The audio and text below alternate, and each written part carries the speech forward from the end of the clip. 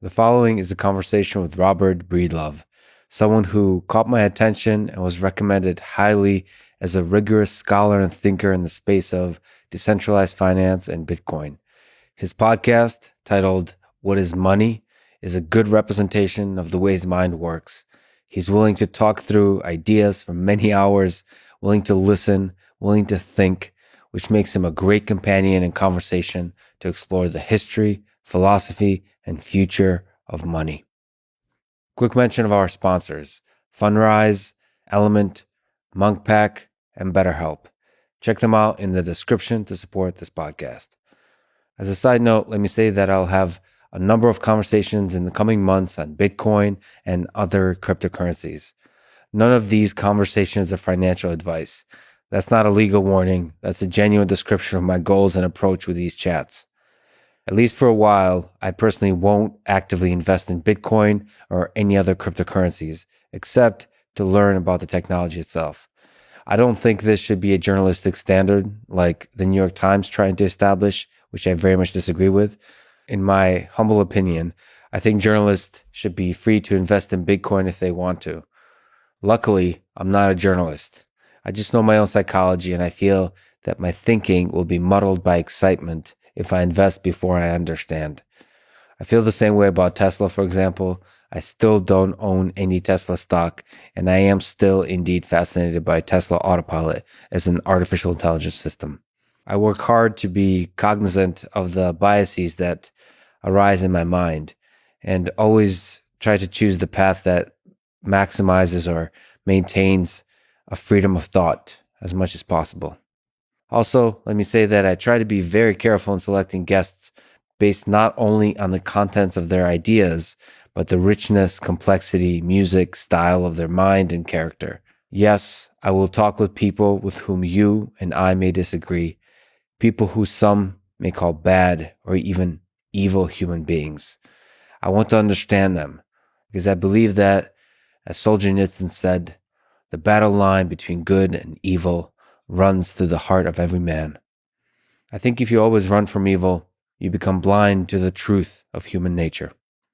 This is the Lex Friedman podcast, and here is my conversation with Robert Breedlove.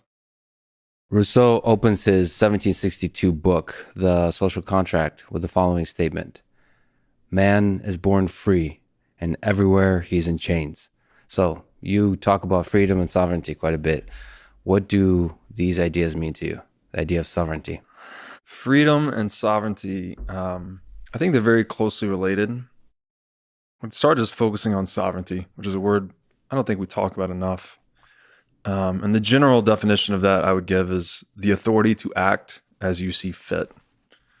And it's a word that's etymologically associated with words like monarchy, money, reign.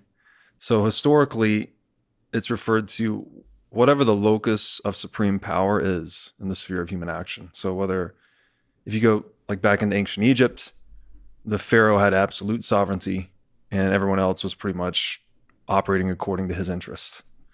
You fast forward to today, modern Western democracy, we have more decentralized sovereignty in that we all get to go vote and elect officials that make decisions on our behalf. So the theme of sovereignty across history is that it's been gradually decentralizing across our different models of socioeconomics. And it's largely, you could say it's rooted heavily in the money, I would argue, which is something we'll get a lot into here, where if you have money, you have the authority to act as you see fit in the world. And even in our current political sphere, if you have enough money, you can actually reshape the rules, right? You can reshape laws, you can lobby Congress. If you're in a certain situation like many billionaires, you can negotiate your own tax treaty such that you can get favorable tax treatment with certain jurisdictions in the world. So this concept of sovereignty, which today it's common to call states or nation states or governments sovereign, meaning that they have power over people. But as I argue in a lot of my writing, I actually think that sovereignty inheres within the individual and that we each have our own interiorized space of choice, which is something like Viktor Frankl called the final human freedom. and that we, no matter what our circumstances are, no matter what exogenous situation we face, we always have this endogenous power to choose how we respond to it. That's one of my favorite books is Man's Search for Meaning. Mm-hmm. Maybe we can break that apart a little bit. So you've kind of spoken about sovereignty as closely linked to power, but is there something about your own mind being able to achieve sovereignty no matter what the monetary system is, no matter who has the control over centralized power, the money, or whatever the mechanisms of sovereignty on the societal level? You as an individual isn't ultimately all boiled down to what you can do with your own mind, how you see the world, how you interpret Yes. it. Yeah, I agree. And as we get a little bit deeper into this, I think we'll come to see money as an extension of your mind. So there's a feedback between money and mind. For instance, you think in dollars today, almost guarantee it. Yes. Most of us do here in the Yes. US. Yes. And it's a tool, right? It's a tool we're using to decomplexify the world around us, to deal with it, to understand the sacrifices and successes across an entire history of economic transactions. We can boil that all down to the price. So it's data compression. And if you can change, if there's a central body or central governance mechanism that can manipulate that money, it can have an impact on your mind. For instance, today, so I agree with you on the first hand, say that I do believe in free will. I do believe in individual autonomy. But I also think that there are certain devices and powers in the world around us that can actually influence how we think. And it's fascinating to think about the fact that money might be actually deeply integrated into the way we think and into our mind. Like this is, you think about what are the core aspects of the human mind? What influences cognition, the way you reason about the world? You have the Chomsky, like language is at the core of everything. But you're kind of placing money as pretty close to the core of what it means to be an intelligent, reasoning human. I think money is a direct derivation of action and speech, actually. It's another expression of the logos. If we even think of what it means to think, is that we are generating two different courses of action, potential courses of action, and we're populating them with avatars, right? Maybe ourselves or others, and then we're comparing how we may act in each situation and what we think the result would be. So actually, it's comparison. Basically, it's comparison and contrasting of possible courses of action. And that's the same thing with words themselves. Like, most words, the vast majority of words only have meaning in relationship to other words, right? It's all contextual. Definitions of a word are more words. Now, people have argued with me about this because there is a first word, right, where you pick up rock and say rock. But most other words and much in higher abstraction tend to be relative. And what's funny about action and speech, and I got into a bit of this in our paper here, is that it's linked to evolutionary biology. And that once human beings adopted upright stance, we freed our hands. We no longer needed our hands for locomotion. So we started to evolve more dexterity. And notably, we have opposable thumbs. So this gives us an ability to manipulate and particularize the environment in a way that most other animals cannot. And what's interesting about this is that as we gain this ability to manipulate natural resources and count, pointing was a big deal, and that we could indicate prey or items at a far off distance, and we could organize ourselves.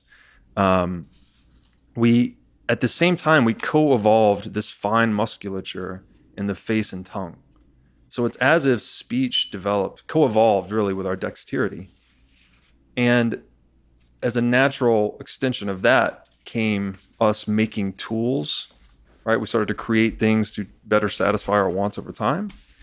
And the most tradable tool in any society, or the most tradable thing, is money. So I argue that action and speech are quintessential modes of self-sovereign expression, and that money is just sort of a tech layer we've put right on top of that, and that it's a natural derivation of action and speech.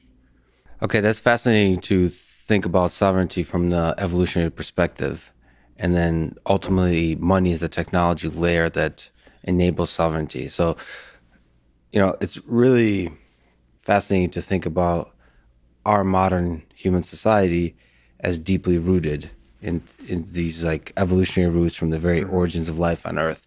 So, what some of the ideas you just mentioned, what do you see are some interesting characteristics of just life on Earth that propagated to us humans?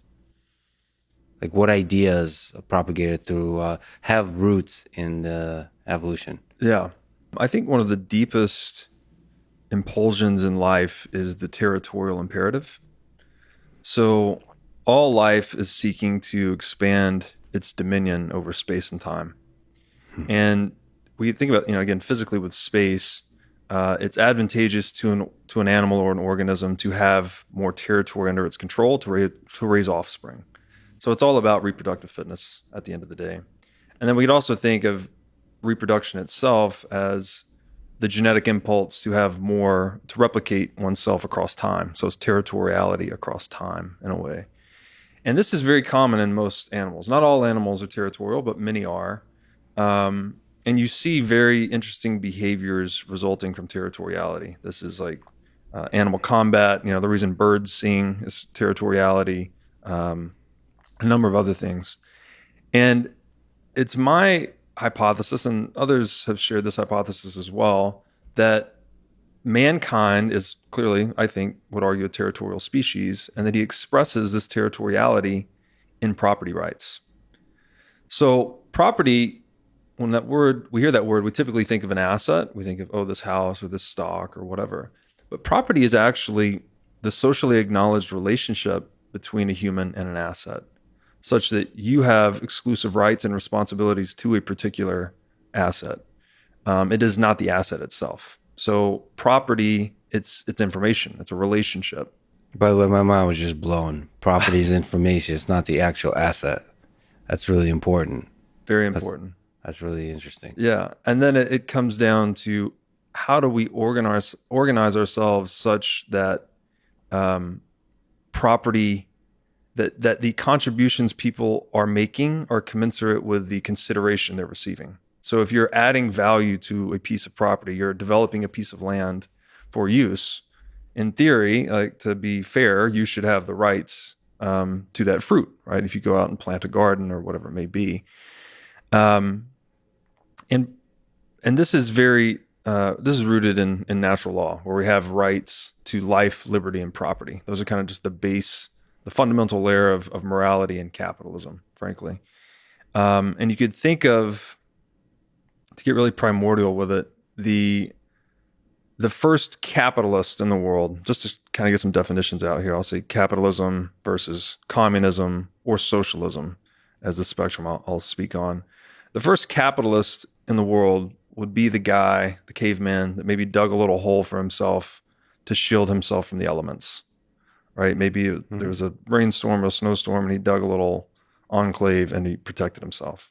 I thought you were going to go, because you said primordial, I thought you were going to go back to like earlier biological systems. I guess primordial for human, perhaps. For humans, yeah.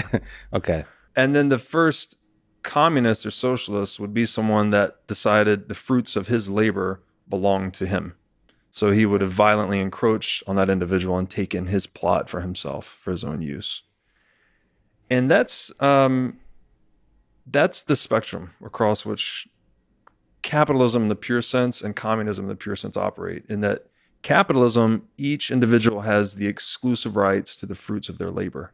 So anything they spend their time, effort, energy creating in the world, they own the rights to that, and they can trade those rights with others, other self-owned people that have done similar things. Communism or socialism would imply that other people, typically the state, have the rights, at least some rights to the value you've created. So there's this interesting moment when that first caveman, that first capitalist, drew a line, a circle in this cave and said, this is mine. You could say it was free to be claimed at the time he claimed it. Yeah. But it's an interesting moment when asset becomes an asset. When space-time, as you were referring to, it becomes something that's now can be possessed by a human being. Mm-hmm. Is there something special about this moment? Because it feels like, first of all, in terms of space and time, it feels like there's a lot of available space time yet to be claimed. So if we just look at like the universe, right? We're talking about there's a funny thing with Elon Musk and Mars. I think they sneaked in there for SpaceX that nobody on Earth has any authority on Mars or any. Oh, this is a very interesting question. It seems almost like humorous at this time, but perhaps not. Perhaps there'll be sections of space, not just on planets, that are going to be even fought over. So is there something special about this moment? Because in discussing sort of violence and respect for property, it feels like this is a special moment uh, because ultimately conflict arises when you make claims on a particular territory. It's not always in conflict where people say, when you look at Hitler or something, for example, his claim would be in many of the lands that he attacked and invaded that this has always belonged to Germany. So, is there something you could say as to like what it means to own an asset or a property? Yeah. So in the ancient days of hunters and gatherers, we could say that property was mostly a allodial title, which meant it's just whatever you can defend, right? So if you've got knives and daggers and satchels and maybe some pelts you've hunted, whatever you can hold and defend is yours. And there's not like there's a government to appeal to. You're just sort of a free agent operating in the wild, defending the assets you can protect on you, more or Yeah. less. And what really changed the nature of property is when we get into the agricultural age. So there's a big flip where we went from just foraging and hunting all the time, constantly moving, trying to stay alive, to deciding we're going to settle here. Mm-hmm. We figured out how to cultivate crops. We can create, we can increase the population because we can harvest more energy from the sun, and we can establish a longer term civilization. What happens in that transition is that we begin creating economic surplus. So for the first time in history, we have, grain, stock houses of grain to defend, or maybe meat or cattle or whatever it is we're creating. We now have savings. Mm-hmm. And it's at that time when government emerges as well. Because once you have savings or you have an economic surplus, you have something that other people want to steal, right? This one thing we'll touch on a lot today is people always want something for nothing. People are always seeking the path to get something for nothing. And I think that drives a lot of our decision making. And it actually encourages us to be innovative in a lot of ways, right? We're trying to, you could say it's our laziness that's helping us be inventive in a way. We're trying to accomplish greater results with less efforts over time. But we can cross that line in seeking something for nothing where we start to violate the life, liberty, and property of others. And that's where we shift from kind of capitalistic society to something more communistic. And so that's what government is. It's a protection producing enterprise for the economic surplus generated by a trading society. So when people begin to trade, they create what's called the division of labor, which is a very common economics term. Basically means you're better at making hats, I'm better at making boots. If you specialize in hats, I specialize in boots, and we trade, we've created a positive sum game where you and I both benefit. So we become collectively more than the sum of our parts through trade. And that's why human beings do trade, because we become more energy efficient as a result. We create more outputs per unit of input. And you could think of government in that respect, if we're looking at it maybe in a tech sense, that the economy is the trade network that generates wealth, generates innovation, generates all this whole lap of luxury we live in today that we've inherited from our forebears is from the market. It's not from a government.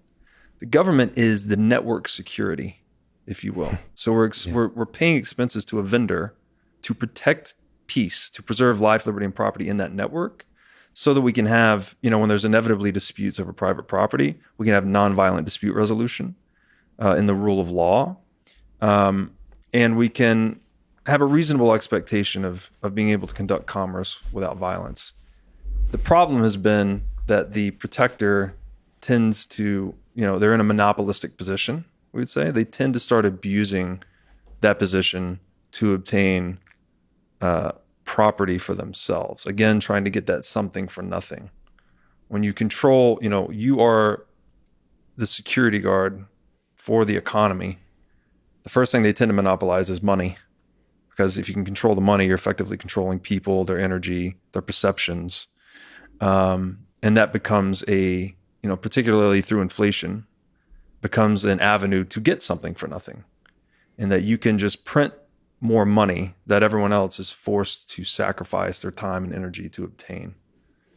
What are your thoughts about anarchism? So I talked quite a bit. He'll be here in a few days, actually, Michael Malice, about ideas of anarchy. And his idea, or the idea of anarchists, is that any amount of government will eventually become the very kind of thing that you're referring to. So there's almost no way to have a government that doesn't then try to monopolize power, money, and all those kinds of things.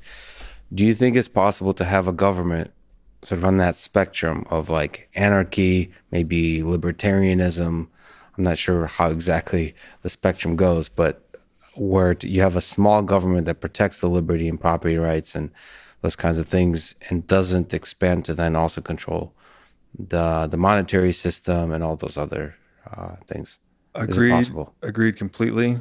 It was not possible until Satoshi Nakamoto.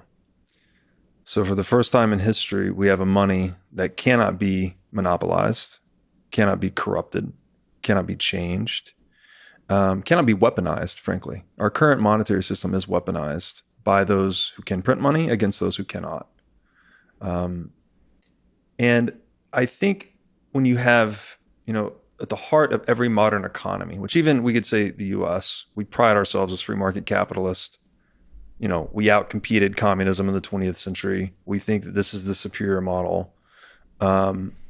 Most business people will tell you that the free market is the best allocator of resources, all of these things. But what we have at the heart of every modern economy, including the US, is an anti-capitalistic institution, which is the central bank. The temptation to monopolize money throughout all of history has been too strong for anyone to resist. So even benevolent, quote unquote, dictators that have taken over, many dictators have inherited, say, an inflationary regime where society's coming apart because someone was clipping the coins or someone was printing too much money, and they'll commit to going back to a hard money standard.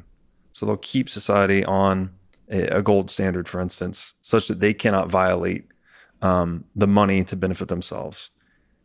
But inevitably over time, because it is a political institution, there's an incentive there, right? For again, to get something for nothing, to spend more than you're making through tax revenues. And with that incentive, people typically ultimately end up pursuing that inflationary path.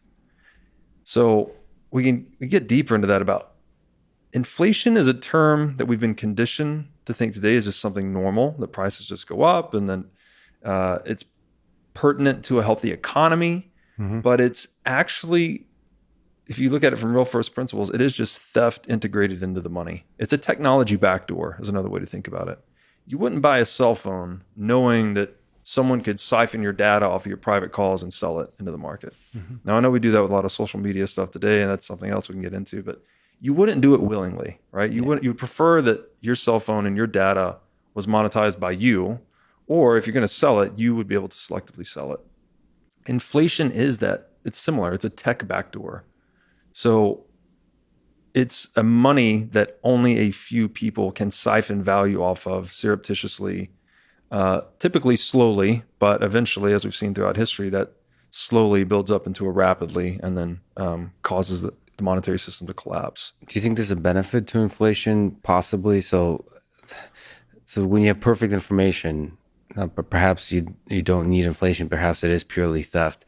But I think of inflation as like the snooze button on the alarm. Like you just, so if you have a hard standard, you better wake up when the alarm rings. But, all of us kind of like probably shouldn't, but use the snooze button. It's like, okay, well, 5 more minutes or 10 more minutes. And then you're saying there's naturally a slippery slope where it becomes a drug that you fall in love with and you abuse. That's right. But nevertheless, the usefulness of the snooze button is that you don't know how you'll be actually feeling when the alarm rings. You might be able to ready to pop up, or you might be like you really need those few more minutes, like to psychologically get yourself out of bed. This metaphor is just not working at all. But No, but do you it's think what it there's a does. use to inflation sometimes from like economics perspective? I think the drug metaphor is a little more apt in that inflation does provide an immediately stimulative effect when used early on. So, but what it's doing is it's, again, we talk about the balance between incentives and disincentives, right? That being necessary for a system to function properly. If with inflation, you're essentially giving the people that can print money a way to dampen the disincentives they face. So it destroys feedback loops, I guess you might say. And another way to look at this is using inflation, using quantitative easing, you can decrease short-term volatility in the marketplace. So the market is basically this form of free exchange that's trying to zero in on the best ideas. And the ideas are those that are most fit to reality, to satisfying the most wants. It's going to overshoot, it's going to undershoot. You have these little business cycles. But when it's undershooting and you're experiencing business recession, in a capitalist environment, the market needs to clear that malinvestment, that misallocation of capital. That means someone made a bet on a certain idea that it would satisfy wants in a particular way, and that bet did not pan out. If you then paper over the losses that business is creating, you're now delaying and exacerbating the volatility that idea created. So this is kind of a Talebian concept where you can dampen short-run volatility, but volatility is truth. Volatility is us matching our ideas to reality, right? We're constantly, again, overshooting and undershooting. So you delay volatility, you're just amplifying it and exacerbating it in the long run. And that's what central bank is doing. The central bank mandate is low unemployment and low and expected inflation, basically. And so they're trying to achieve economic growth in a stable way, quote unquote, stable way. This is their ostensible purpose. And that's just not possible. Growth is an inherently unstable process. Can you elaborate a little bit about the nature of volatility? Why is it communicating truth? That's something that a lot of people are afraid of, is the volatility. Almost like it's a sign of chaos, and so they want to escape chaos. But you're saying that that's actually whether it's chaos or not, I don't know, but it's getting us closer to the fundamental like reality that we should not be trying to escape. Yeah. So if we consider that the universe is pervaded by entropy, right? This is the second law of thermodynamics, is that every closed system tends towards greater disorder over time. And that life itself, again, I would argue expressed through the logos, life is the anti-entropic principle. It's the only thing that's converting entropy into order, chaos into order. And that's what entrepreneurs are doing, right? We're living at the edges of the known, and we're testing ourselves against the entropy of nature, trying to figure out new and better ways of saying, doing, or making things. And then if we do crack a code or figure something out, we then have a big incentive. The incentive is to get rich, right? Because then you have a new idea that you could then sell back into the marketplace. So it's this sequence of courageously confronting the entropy of nature and converting it into good and useful order, which, by the way, is like the ancient idea of God in Genesis, which I think is interesting, that actually enables us to construct civilization in these layers of anti-entropy or order, you might say. So today we live in a bubble of anti-entropy or order, Yeah. like the coastlines are guarded by the nation and the city has a certain police force that keeps it in order. Even the way we talk, like clearly the words matter, but also the nonverbal cues. All these things are like order that has been established over many, many, many thousands of years of human evolution. And I think that when I say volatility is truth, what I'm saying is that the experience of uncertainty is something that's ineradicable from life, right? Uncertainty, like it's kind of a paradox because we're fighting against it, right? We're Yeah. trying to innovate our way away from uncertainty to create more capital, which capital is very simply uh, a way of mitigating uncertainty. So this is why you might have like a stash of food in case, the power goes out, or a generator. Like, it helps you overcome uncertainty over time. But uncertainty is also where all the sweetness of life is. So there's Yeah. got to be this balance with one foot in, one foot out. And So human society is this kind of bubble of order that we've constructed and slowly yes, expanding. But at the edges, you're always going to have that chaos, that volatility, and that the entrepreneurs are kind of like jumping into that chaos, and some yes, of them die, and yes, some of them succeed. And so, like, if you want to grow this bubble of order, you have to be embracing the volatility at the edges. That's yes. that. And reverence for entrepreneurship, because these are the people putting their neck out, so to speak, risking themselves. And they're going to contribute to society, by the way, whether they go up in flames or not. If they go up in flames, society has witnessed their experience as something not to do, or something that doesn't work in a particular time and place. So that you could say them going up in flames is a way of enlightening the rest of us. Or if they figure something out, Poetry. Steve Jobs creates the iPhone, changes the line. world forever. So and Enlightening the rest of us. Okay. and Taleb would With say, the fire of their failure. Okay. yeah, exactly. Taleb Taleb would say, individual fragility is inseparable from ensemble anti-fragility. So this means that, again, every time that entrepreneur goes up in flames, or say a restaurant goes out of business, when a restaurant goes out of business, that particular cuisine strategy they were implementing in that particular time and place, that's a signal to all the other restaurants in the area that doesn't work. So restaurant food improves from bankruptcy to bankruptcy. So it's this death of the individual components that contributes to the growth of the ensemble. As a small aside, maybe you can guide me through it. I don't know if you're paying attention, but there was some chaos around Taleb and the Bitcoin community. I wasn't quite paying attention, but from my outsider's perspective, I thought Nassim Taleb was a supporter of Bitcoin, and then a lot of people were very upset about something. I'm sorry if I don't know the details, but can you pull out some profound philosophical ideas from the disagreement of the chaos? I admittedly don't know too much about it either. I'm a big fan of his writing. He's always been a little different in person. Like, he signed one of my books. I met him in person. He's got a very abrasive personality. He's kind of known for it. It's not, I don't think I'm passing any judgment here. He sort of embraces it. Yeah. But he had written the foreword to a really important book in Bitcoin called the Bitcoin Standard for Safety and Amoose. And then I think they had a little Twitter beef because Safety is very much against COVID mask and state intervention, whereas Taleb's on the other side of the fence. Right. And so, and then after that beef, Taleb came out against Bitcoiners saying, oh, Bitcoiners are crazy and wrong. I think the great mask debate of the 2020 will probably be the thing that ultimately leads to World War III. I've been very surprised how tense, how much like division this one little, arguably silly thing has led to. I think a lot of people sort of project their, like, it's almost like not wearing a mask is a statement of sovereignty, of freedom, of like saying fuck you to the man, the government, the centralized power, or the dishonesty, or the in the scientific community, all those kinds of things. And then wearing a mask is a sort of kind of signaling of various kind of social aspects. I don't know. I'm not paying attention to it. I actually tuned out.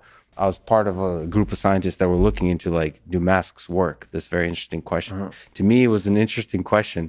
I sort of roll in to ask that very interesting question because I think it is an interesting scientific question. But then I quickly realized that just as I was doing this like scientific exploration of this very interesting question about virion particles, like what kind of things, like from a scientific perspective, how do we prevent the spread of a pandemic? Forget COVID, any pandemic, super deadly or not deadly. Like, there's tools, there's testing, there's masks, there's all these tools. How well do they work? And then I realized, in April or so, it became a tool of politics, a tool of philosophy, and that's when I sort of pulled out. So it's fascinating. I think it's a canvas on which people project their emotions, and I guess Taleb got caught up in that kind of. So there's nothing fundamental, I suppose, to their disagreement. Not that I'm aware of, but he is, he's written some about in his books the problem with centralization. I mean, a lot of his writing addresses that, and he actually points to, I think Switzerland is the best government in the world because it's decentralized. So there's that. I don't think he has any. I'm not to speak for him, but I don't think he's voiced any specific critiques on Bitcoin per se. Could be wrong about that. It's just maybe his flavorful language and the way he likes to communicate. And the other theory is that maybe he's playing 4D chess and having a Twitter boating accident, So I don't believe in Bitcoin. I've sold all my Bitcoin. And oh, I see. yeah. What? Sorry, the boating accident in Bitcoin is this, I guess it's proverbial by this point, where it's the way you lose your Bitcoin. So if someone comes after you and says, hey, whether it's a government or an individual is coming after you saying, give me all your Bitcoin or pay these taxes in Bitcoin, you go, oh, I had a boating accident and lost them all. Lost them all. Right. So, yeah. But back to the fundamental nature of space-time. Let me ask you, because we're kind of left it. I'd like to go back to this idea of that you said that everything we think, say, or do occurs within the bounds of space-time. So first of all, maybe you can comment on what do you mean in this context about space, time, but also about the nature of truth, like how much of all of this is knowable, how much of this is accessible to us humans, how much uncertainty, like what we're talking about, is there in the world? Do you fall in a place where we can reason deeply about this world and it's knowable, or is it mostly chaos and we're just holding on for dear life? Yeah, I think I said that all action occurs within the bounds of space-time. The other thing, everything we say, do, or make, the other thing is that everything we say, do, or make starts out as an idea. So there's this concept of universal Darwinism, which basically applies Darwinian principles, but outside of the biological sphere. So we could say that this kind of gets into Richard Dawkins' memetics, that even ideas are competing, reproducing, recombining. That idea is so powerful, by the way. I don't think it's been understood fully. I think in the 21st century, in the digital world, from my perspective, in artificial intelligence, there's yet to be some profound things to be discovered about this whole construct. Yeah. Agreed completely. It's been called an acid, actually, and that it strips away all of the non-informational components of something, just strips it down to its bare bones. I have a quote in here somewhere about that, but sorry, which is called an asset? The ideas? The universal Darwinism. Darwinism applied broadly outside of the... Applied broadly, and I'll condition all of this with saying that most of my thinking is shaped by a book I read recently called The Case Against Reality, which introduced me to this concept, but it tied into Darwinism that I've used more broadly in the past, looking at things like money and economics. So the book, The Case Against Reality by Donald Hoffman, he has a quote in the book that describes universal Darwinism. It says, quote, "Universal Darwinism can, without risk of refuting itself, address our key question. Does natural selection favor true perceptions? If the answer happens to be no, then it hasn't shot itself in the foot. The uncanny power of universal Darwinism has been likened by the philosopher Dan Dennett to a universal acid." And Dan Dennett says, quote, "There is no denying at this point that Darwin's idea is a universal solvent, capable of cutting right to the heart of everything in sight. The question is, what does it leave behind? I have tried to show that once it passes through everything, we are left with stronger, sounder versions of our most important ideas.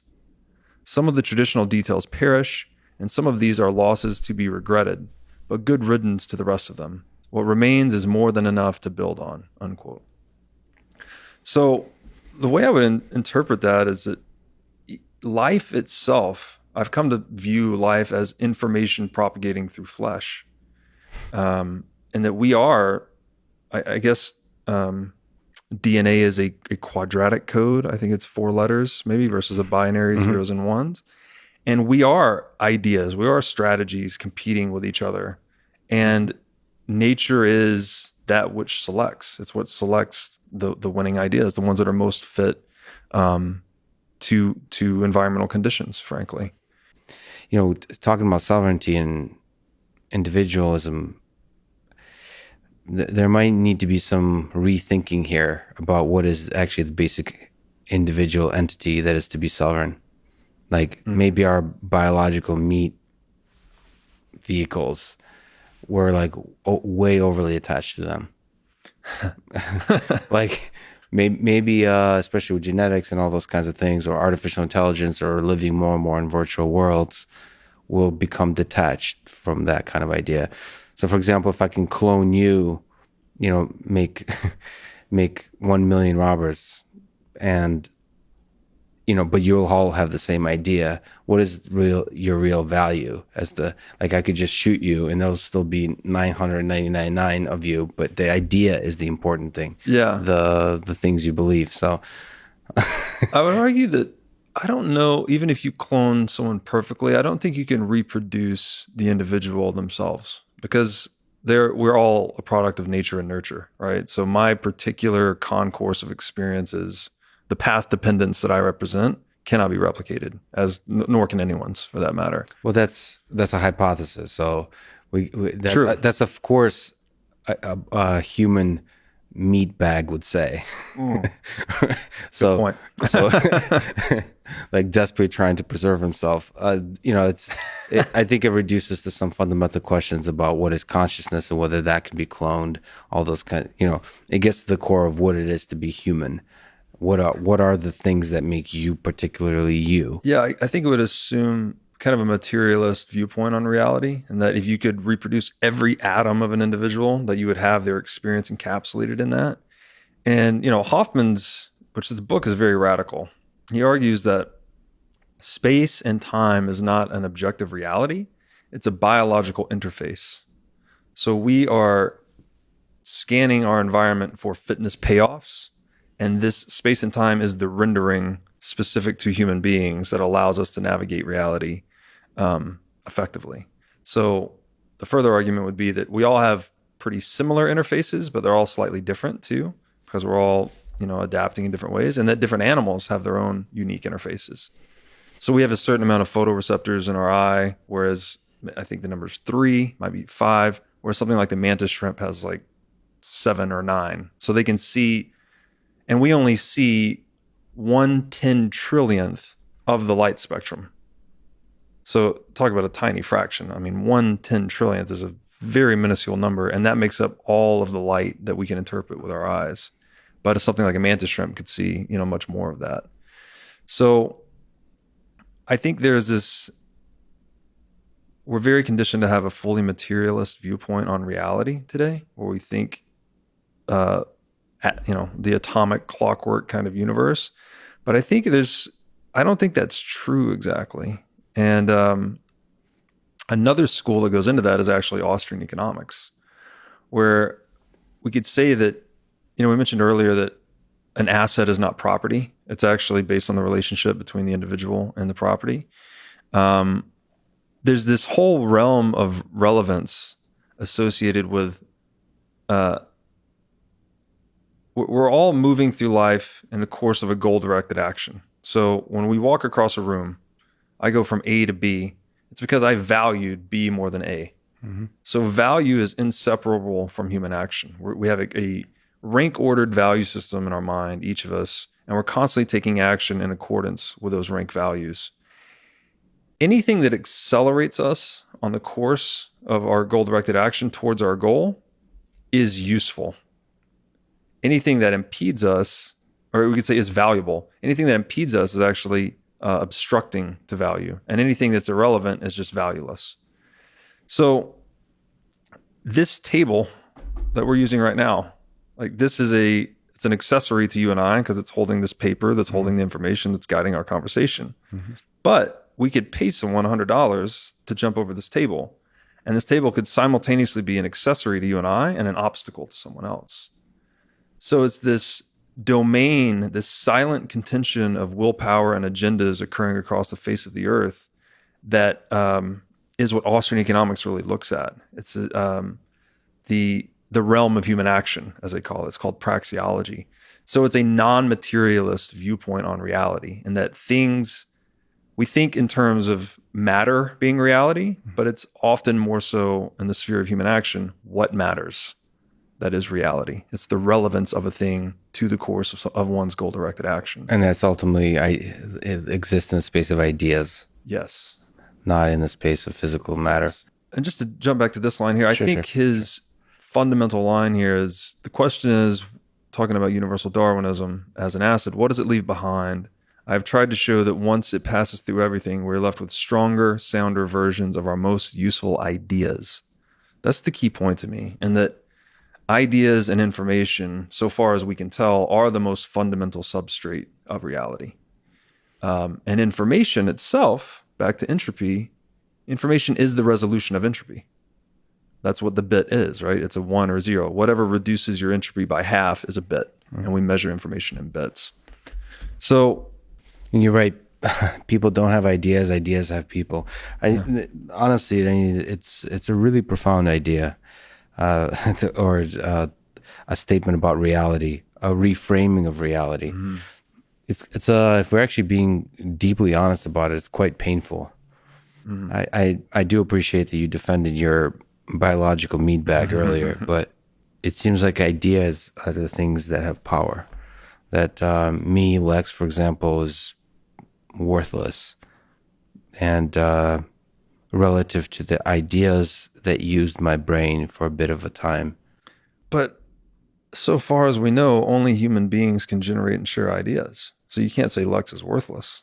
Like, you are the node of the idea sphere, right? The noosphere. So I'm what is it? From a Bitcoin perspective, I'm mining. I'm solving the cryptographic problem and generate. I'm a use in that sense. I'm a useful node. You're competing to solve the puzzle of entropy, right? And when you do solve it, it benefits the entire network. But I guess from my perspective, just working in AI, I'm looking at the long-term vision. I see us humans and AI systems as really the same, and AI systems ultimately as something that supersedes humans. So what is intelligence? So in the context of our current discussion, I think intelligence is very closely linked to this notion of ideas. And it's the ability to generate ideas, to mold ideas, to compress seeming chaos into some model, into some theory that efficiently compresses the chaos in a way where you can then integrate it with other ideas and they can play and all those kinds of things. So in that sense, it's the turning chaos into order. It's the molding of ideas such that our human brains can work with it. And it just, from my perspective, I don't see any reason why that cannot be algorithmatized, converted into computational systems. I would agree. Which is scary. Scary, or potentially really promising, right? It's kind of the case with all novelty. It's terrifying as much as it is promising. That's why you're pursuing it so heavily. But I would maybe take it a step further and say that intelligence, in maybe its most simplistic form, is error correction. So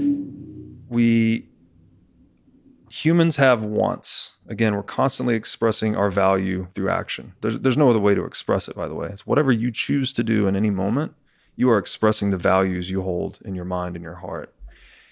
As we move from less valued A to more valued B, entropy happens, uncertainty happens, we fall off course. And it is intelligence that enables us to render information from that experience and error correct, right? So that we can move slightly, shift our trajectory slightly more towards B that we're trying to move towards. So I think that there's something there that I don't know that we can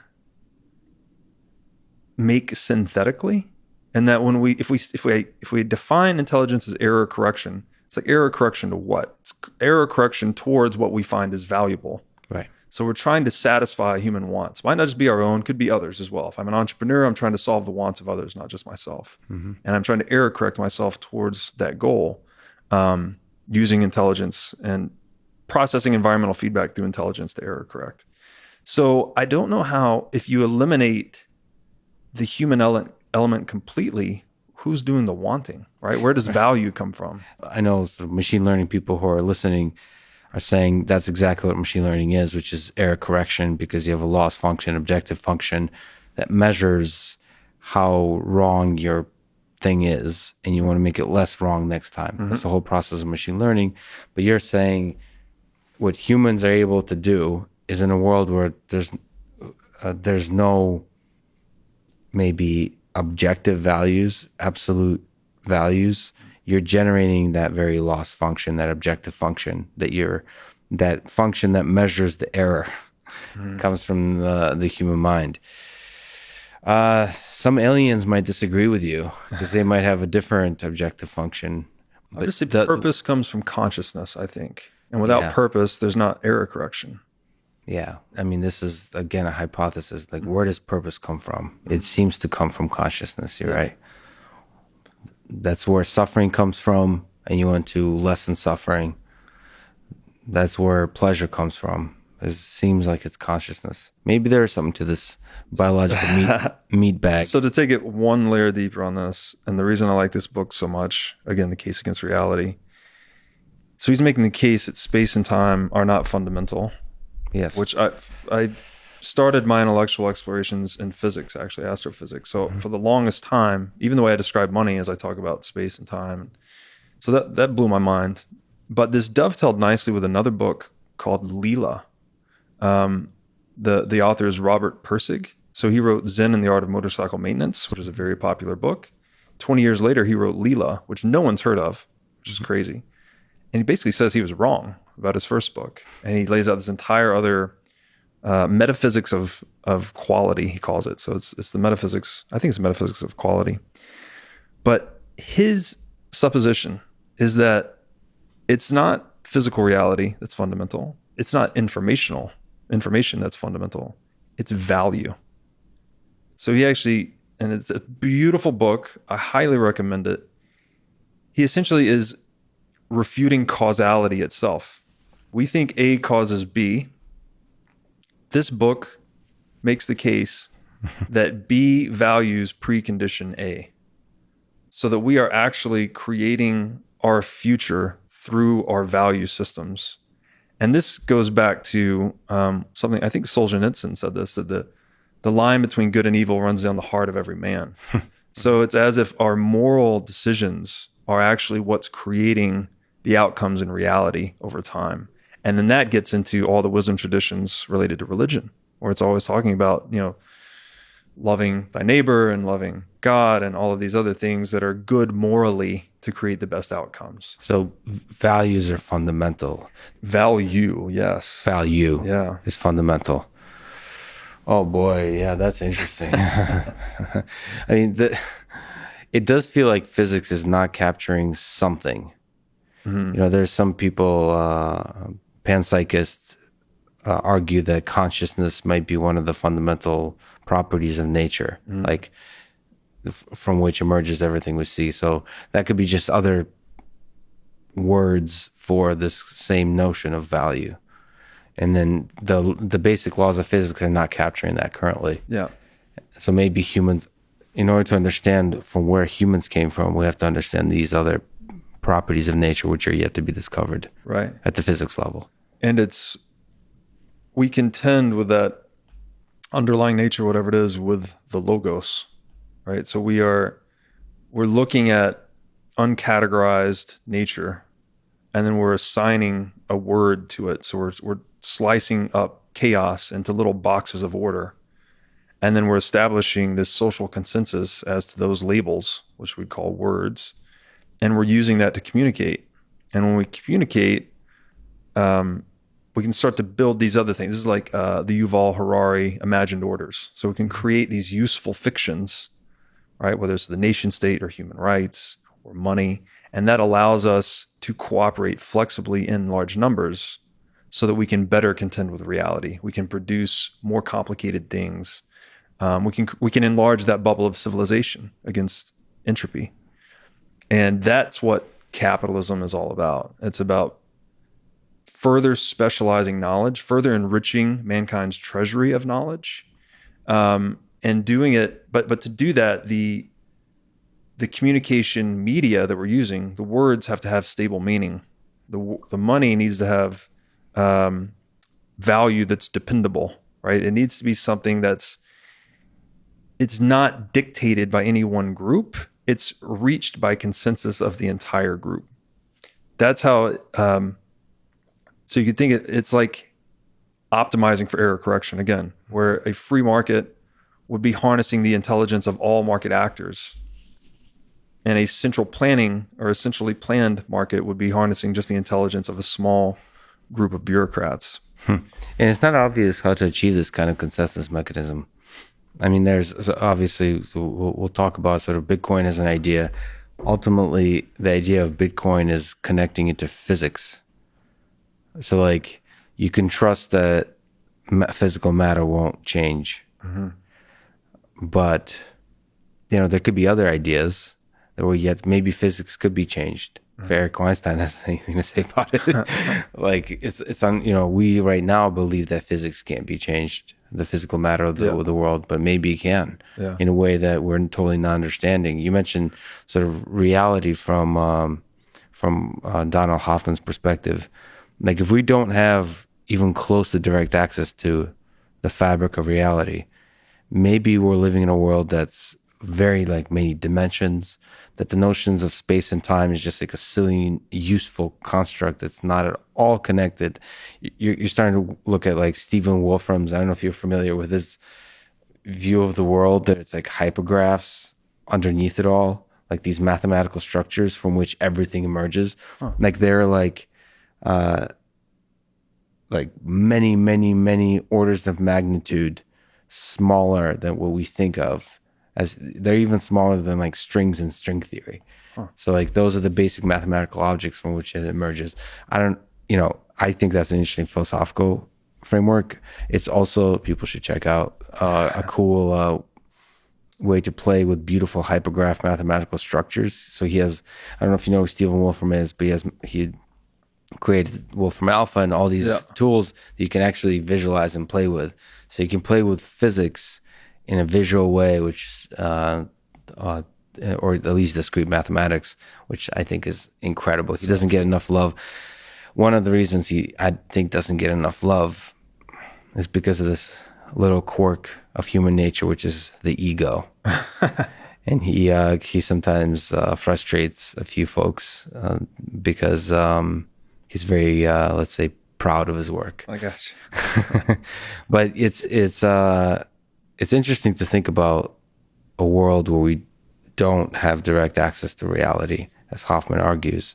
And maybe, I don't know if you can comment, I don't know if you're familiar with Ayn Rand's work and her whole philosophy of objectivism, where her whole contention is that, we do have access. I don't want to misstate it, but at least she would claim that it's not useful, or I think she would probably say it's not correct to argue that we don't have access to reality. We have, hence objectivism. We have direct access to reality. That's the only thing we can reason about. And the only way to live life morally is to reason through everything, starting with the axioms of reality, which we do have direct access to. Right. Do you have thoughts about her work? Or I am slightly ashamed to say I have not read Ayn Rand yet. So she is high on my list and she's been recommended a number of times. But so I don't know a lot specifically about her philosophy or objectivism, but to me, it resonates closely with what the American pragmatist commented on truth. And they distinguished what you could say is absolute truth, which is at the bottom of reality, whether it's, Mr. Wolfram's mathematical formulas or value, whatever it may be. It's something ineffable, something beyond the reach of epistemology, perhaps even. And maybe that's why religion just sort of points to it, right? It's trying to use, I think Joseph Campbell said something like, religion is using stories to point towards the same transcendental mystery we all experience but cannot articulate. Mm-hmm. So something like the artist uses lies to point to the truth, something like that, that kind of thing. That's really good. But the American pragmatist said that because at the end of the day, this is all about, when we say truth, we need something that is socially close to social consensus and is not shakeable by political action. So that's what physics and mathematics are. It's an unshakable point of reference, I guess you might say. So the American pragmatists defined truth as the end of inquiry. And in markets, we could say that the market itself is a forum that generates truth. We call this pragmatic truth to separate pure objective truth that we can't even talk about without polluting it versus pragmatic truth, which is something that's useful. So the example here would be, if I give you a map and you're trying to go from your house to the local brisket restaurant, and the map gets you from your house to the brisket restaurant, is that because the map is true, or is that because the map is useful? Right? They're very hard to disentangle when you're just looking at it pragmatically. And in markets, I argue, generate three forms of pragmatic truth. One is the price. So this is the collective subjective demand and purchasing power of humanity running up against the objective supply of capital and resources in the marketplace. Mm-hmm. So there's demand overlaid on supply.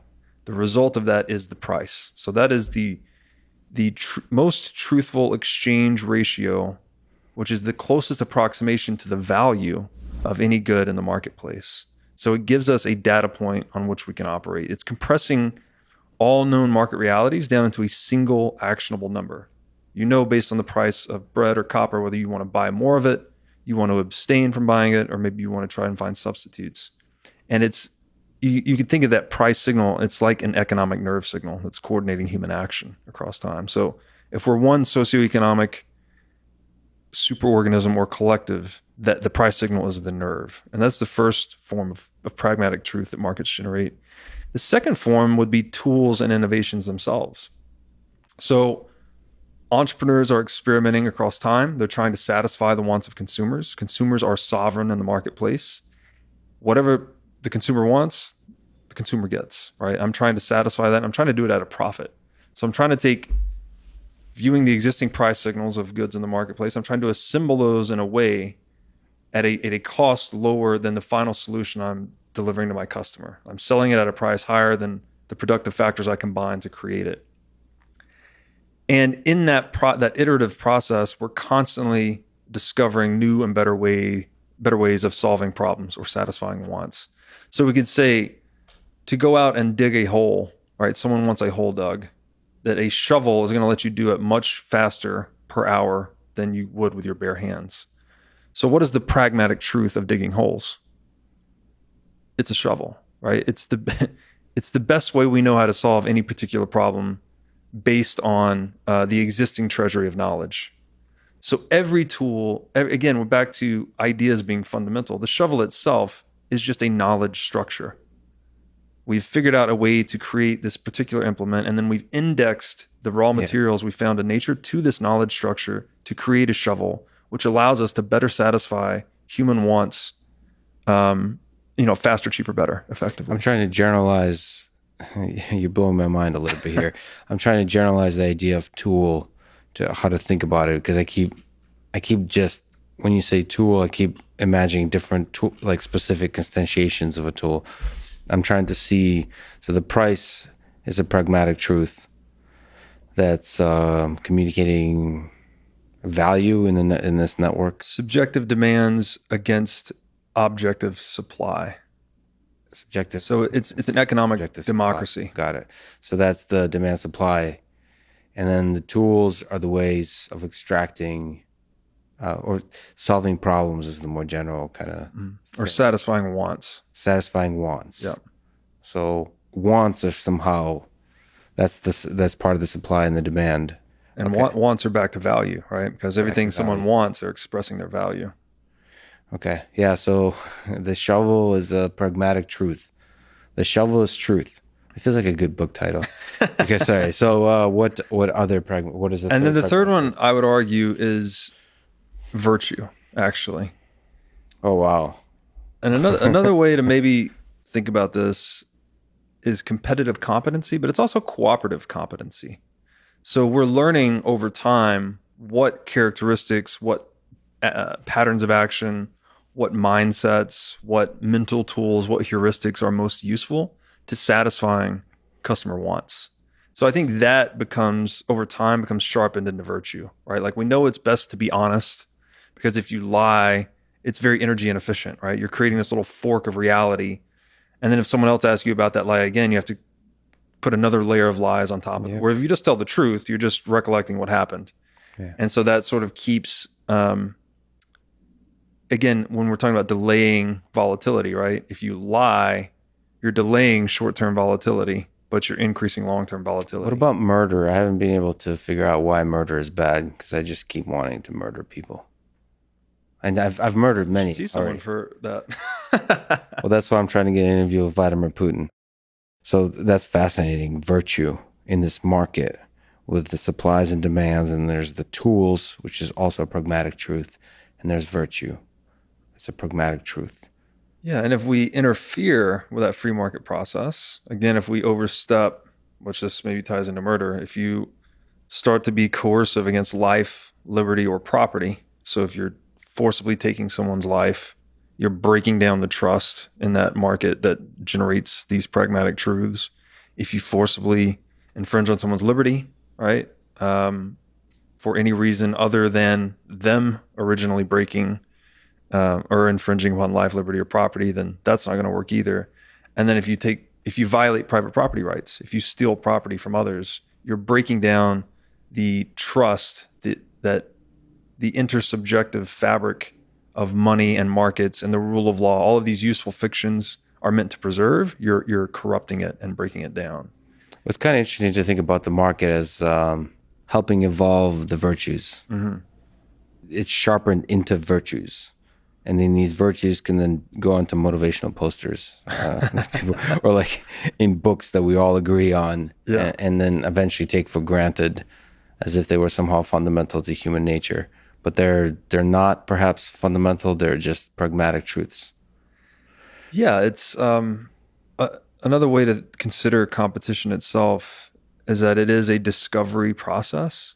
So, entrepreneurs are competing with one another and they're trying to best satisfy consumer wants at the lowest possible price. So they're placing bets of time, energy, and capital on themselves, on their idea, their business plan. And then the market decides, right? The consensus of market actors decide which one was better. One lives, one dies. So competition itself is helping us get closer to truth, to pragmatic truth. So we're discovering what is the right price for this asset. And that price, by the way, is derived, again, in the sense of data compression.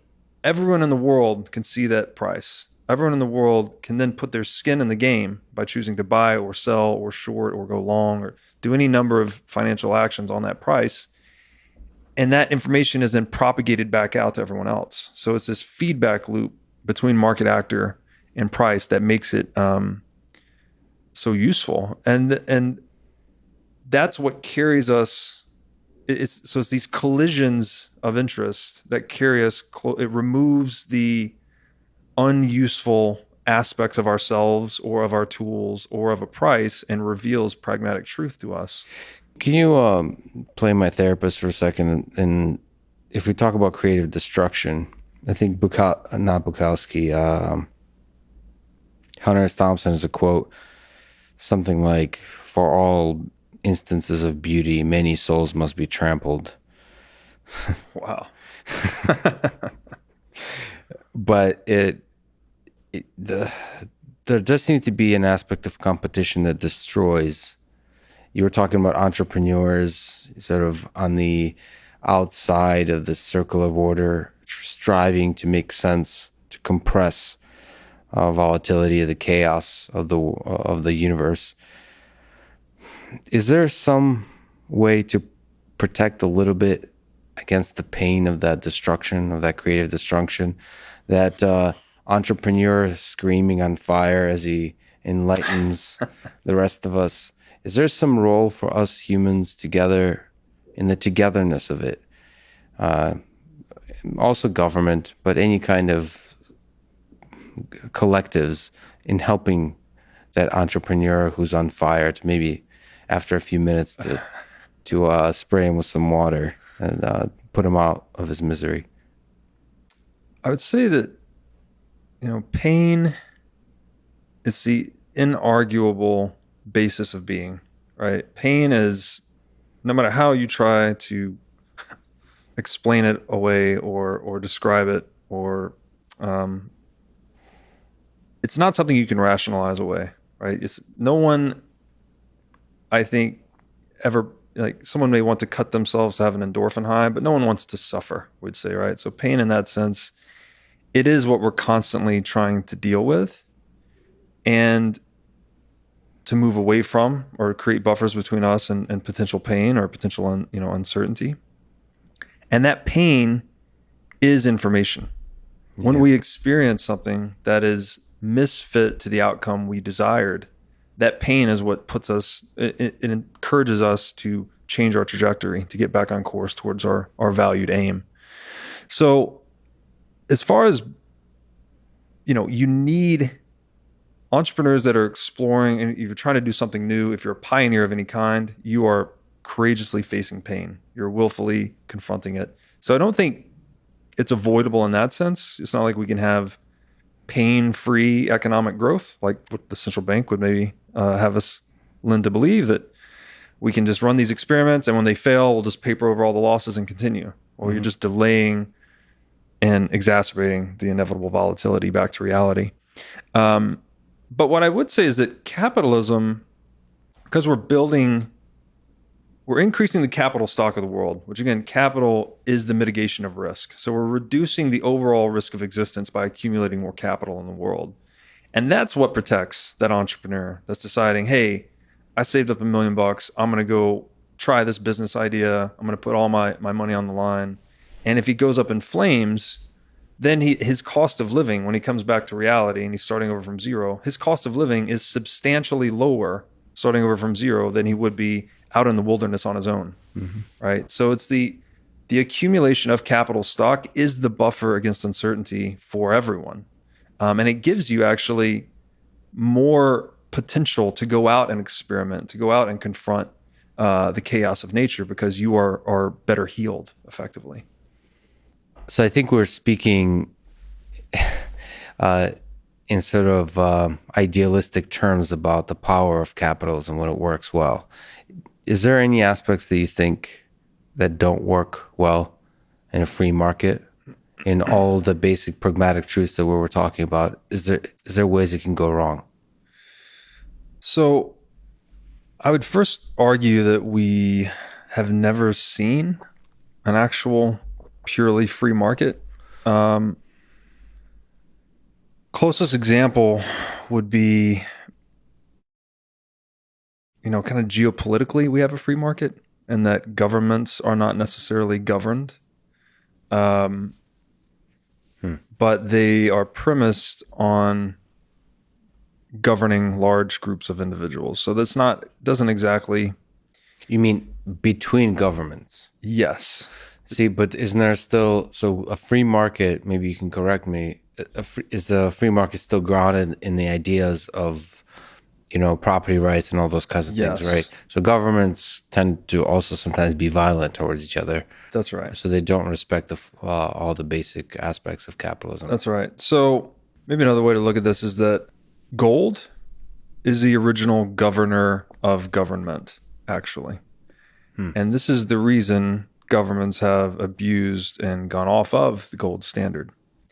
So historically, if you are a bank or a nation state and you produce more currency than your gold reserves can justify, then gold will flow out of your bank or out of your country. So there's this natural check um, via the money via capitalistic money, which is gold, right? Gold was selected by the free market. It's not decreed by a government.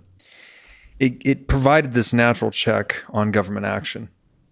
So I guess to get back to the original question is we've never seen a pure free market because money has always been monopolized and coerced, frankly. So to try and answer what goes wrong with a free market is really difficult because we've never actually seen it. And I would define free market is one in which government only protects life, liberty, and property. And so that has a very minimal role in society. Again, just as network security for the economic trade network. And any government function that goes beyond those three core functions, which by the way are pretty much the core tenets of morality as well. So government's just really intended to preserve, natural law, if you will. Anything that goes beyond that moves us closer to an unfree market. So every regulation, every act of coercion is actually a gradation closer to a purely unfree market, which would be a monopoly. So in terms of what I guess theoretically we could say goes wrong in the free market is that it's volatile. It's trading off, it's accepting short-term volatility in exchange for less long-run volatility. Yeah. And this tends to be the way of nature, by the way. So if we could look at something like there's a region in North America called Baja California, and it runs into the United States and it runs down into Mexico as well. So the same topology, but two different jurisdictions. In the U.S., we very heavily manage forest fires. We're trying to manage nature effectively. Whereas in Mexico, it's much more unregulated. When wildfires spring up, they let them burn off. North America, when wildfires spring up, we're actually extinguishing them. So we're constantly trying to dampen the short-run volatility of these small brush fires. Whereas in Mexico, we just let them burn. We let nature do its thing. Yeah. The consequence of this is that the wildfires still occur eventually, but they're much larger and much more devastating in North America, where human intervention has occurred, because it's dampening nature's natural corrective mechanism of clearing this underbrush with these more frequent and smaller fires at the cost of much larger fires. So again, we're delaying short-term volatility and exacerbating long-run volatility. And in Mexico, it's the opposite, right? Just these wildfires burn much smaller, more continuously over time. The further effect of that in North America is that the fires can get so big and so hot that it burns away the topsoil. So it actually destroys the fertility of the soil itself. So the point of this is that human intervention, right? Even the intention behind North American authorities managing that forest fire is to create less destruction. That is the intention. But the intention is divergent from the outcome. So in Talebian speak, he would say that human intervention moves us from mediocristan into extremistan. Mm-hmm. So mediocristan would be something much more like nature, where, for instance, you can't double your body weight in a day. Probably can't even do it in a year, right? But in extremistan, which is something much more information-based, you can double or send your net worth to zero in a single trade, in a single moment, right? So when we try and intervene with natural biological systems that have these feedback loops, we actually start to push the system more to behave more like an extremistan system that has, less short-run volatility, but more extreme long-run volatility. So, but the question is, where you look at capitalism or communism, for example. And by the way, yes, I will talk to somebody who's a Marxist or a communist. Like Richard Wolff is a pretty eloquent defender of these ideas, because it's always good to really understand ideas as opposed to just reject them offhand. When you look at the system of capitalism or the system of communism, there's ideals, and a lot of people argue in its perfect form would actually be good for the world. The question is, how resilient are they to the corruption of human nature? And I mean, you're saying that there's never been a free market. It's a very true statement. The question is, how resilient is capitalism, or whatever implementations of capitalism we had up to this point, to human nature, where one person who becomes successful at through legitimate means then starts to try to manipulate the system that takes it away from a free market, or takes it away from the things that gave him the riches in the first place, and then try to, through corruption, get this, the thing you said, the lazy human ways. Now try to figure out how to get something for nothing. That's right. So how resilient do you think is capitalism to that? Well, the best implementation we've had of it really has been the United States, I think, up until this point. But it's still the central banking itself. This was in the 1848 Manifesto of the Communist Party. Measure number 5 reads, an exclusive state monopoly and centralized control over cash and credit. So the central bank is a Marxist or communist institution. It is antithetical to the free market principles on which the United States was founded. And indeed, the United States resisted the implementation of a central bank. I think it was Andrew Jackson. I know there was the first national bank, the second national bank were both disbanded. And then Andrew Jackson, which is my favorite Tennessean, he has some famous quotes about routing out the bankers like a den of vipers. I think he punched one of the central bankers in the face.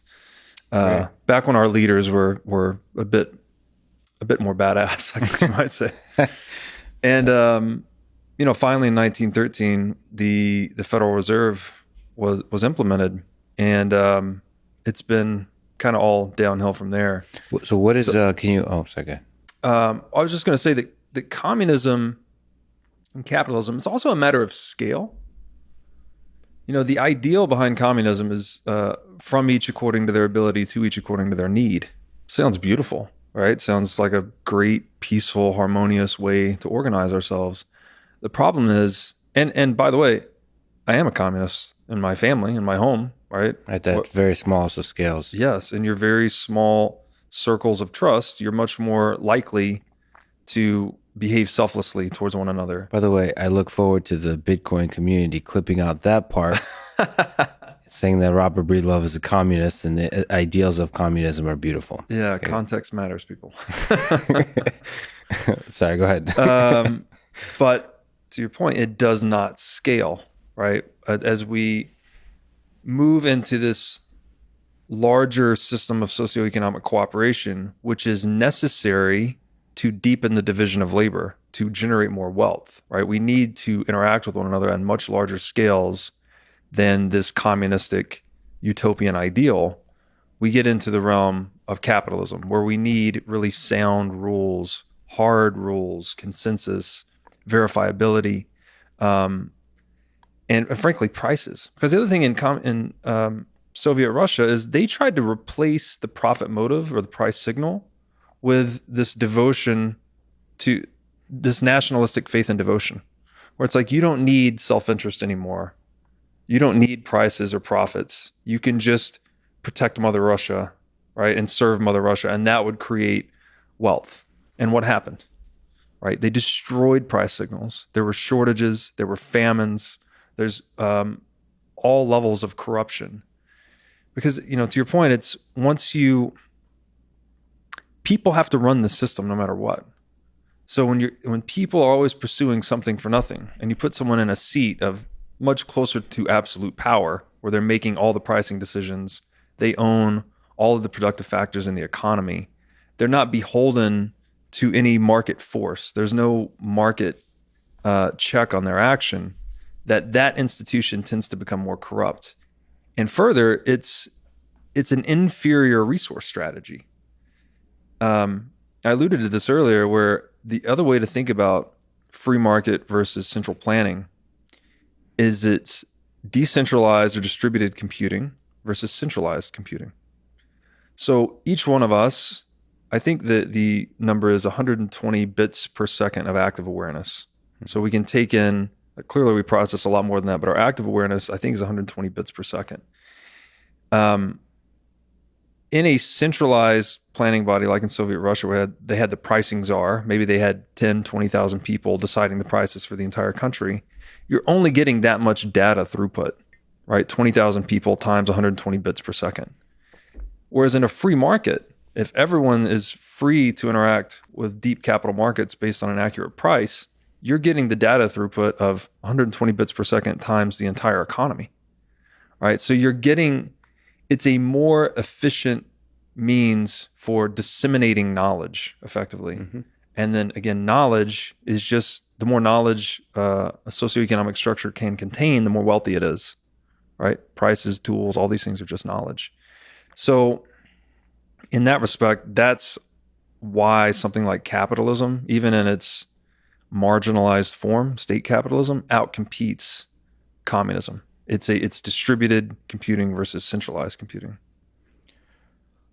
We kind of brought up religion and Joseph Campbell and myth and the propagation of ideas. And it kind of, before I forget, I wanted to ask your thoughts about this.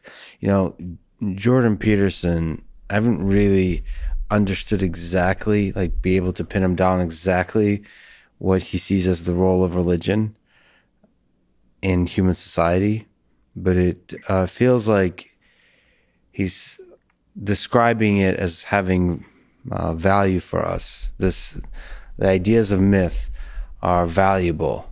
They're valuable mechanisms toward, I think you mentioned, kind of directing us in this world as a human society.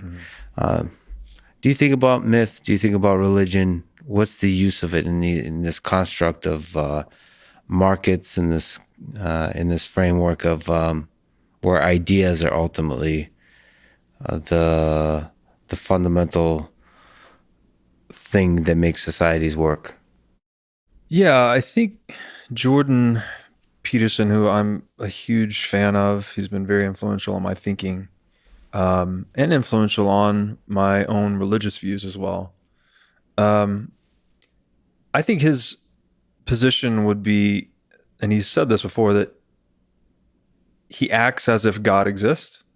Mm-hmm. And I've had some arguments about this before, but to me, that points towards the preeminence of action and how important action is versus your cognitive beliefs necessarily. And I think there is a lot of utility in that. That if you follow the moral code of something like the Bible, you do reap benefits from that. Society reaps benefits from that. And this is not, and sometimes I bring up this point and people will be like, oh my God, are you kidding me? Have you read the Old Testament? They're clobbering people with rocks when they do the wrong thing. The Bible doesn't claim to be this, like, do everything that was done in the Bible. It's more like charting this moral progression where we came from this very barbaric society into something more like the New Testament, where we're honoring, individual sovereignty above the state and things like that. So I think that mythology itself is another form of data compression. If you look at these stories, Cain and Abel is a good example, where Peterson makes the point that it's a tiny story. It's, a paragraph-ish long, but it contains so many layers of meaning in regards to violence, evil, betrayal, work,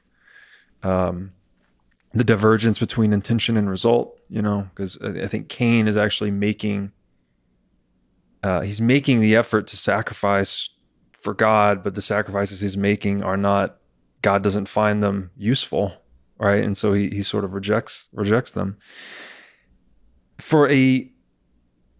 Again, if we're organized by these useful fictions, right? These Hararian imagined orders. I think mythology is kind of the original version of that, where we were learning to organize ourselves around stories to best coordinate our action across space and time.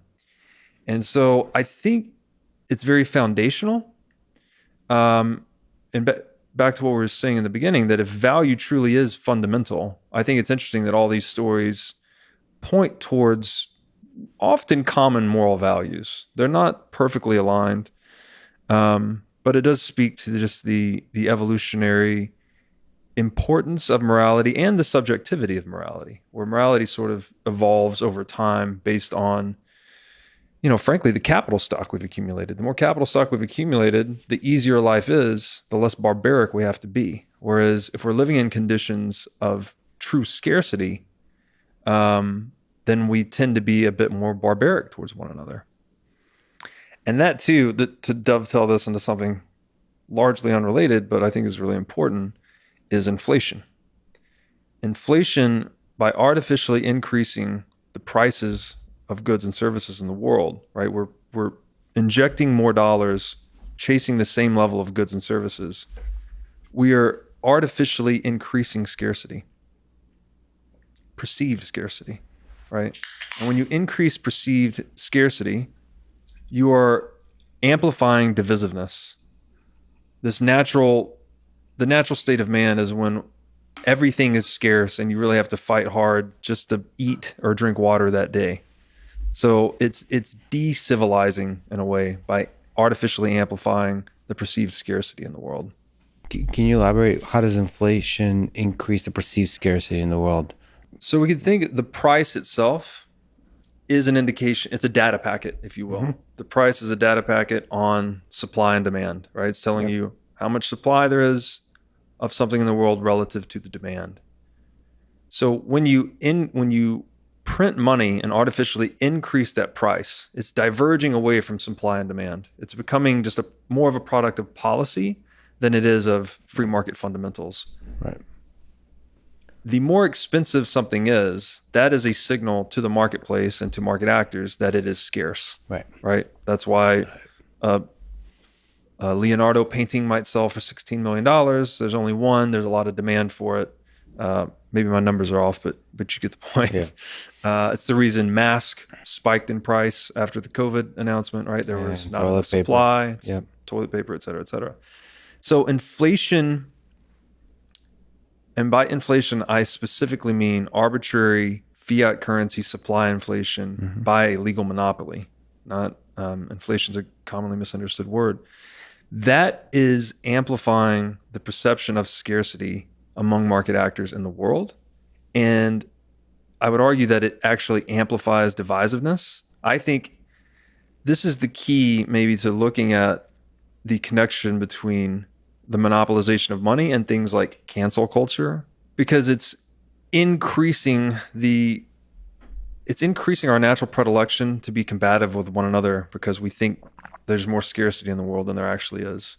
Versus in a world where you're not increasing the money supply, prices are declining every year.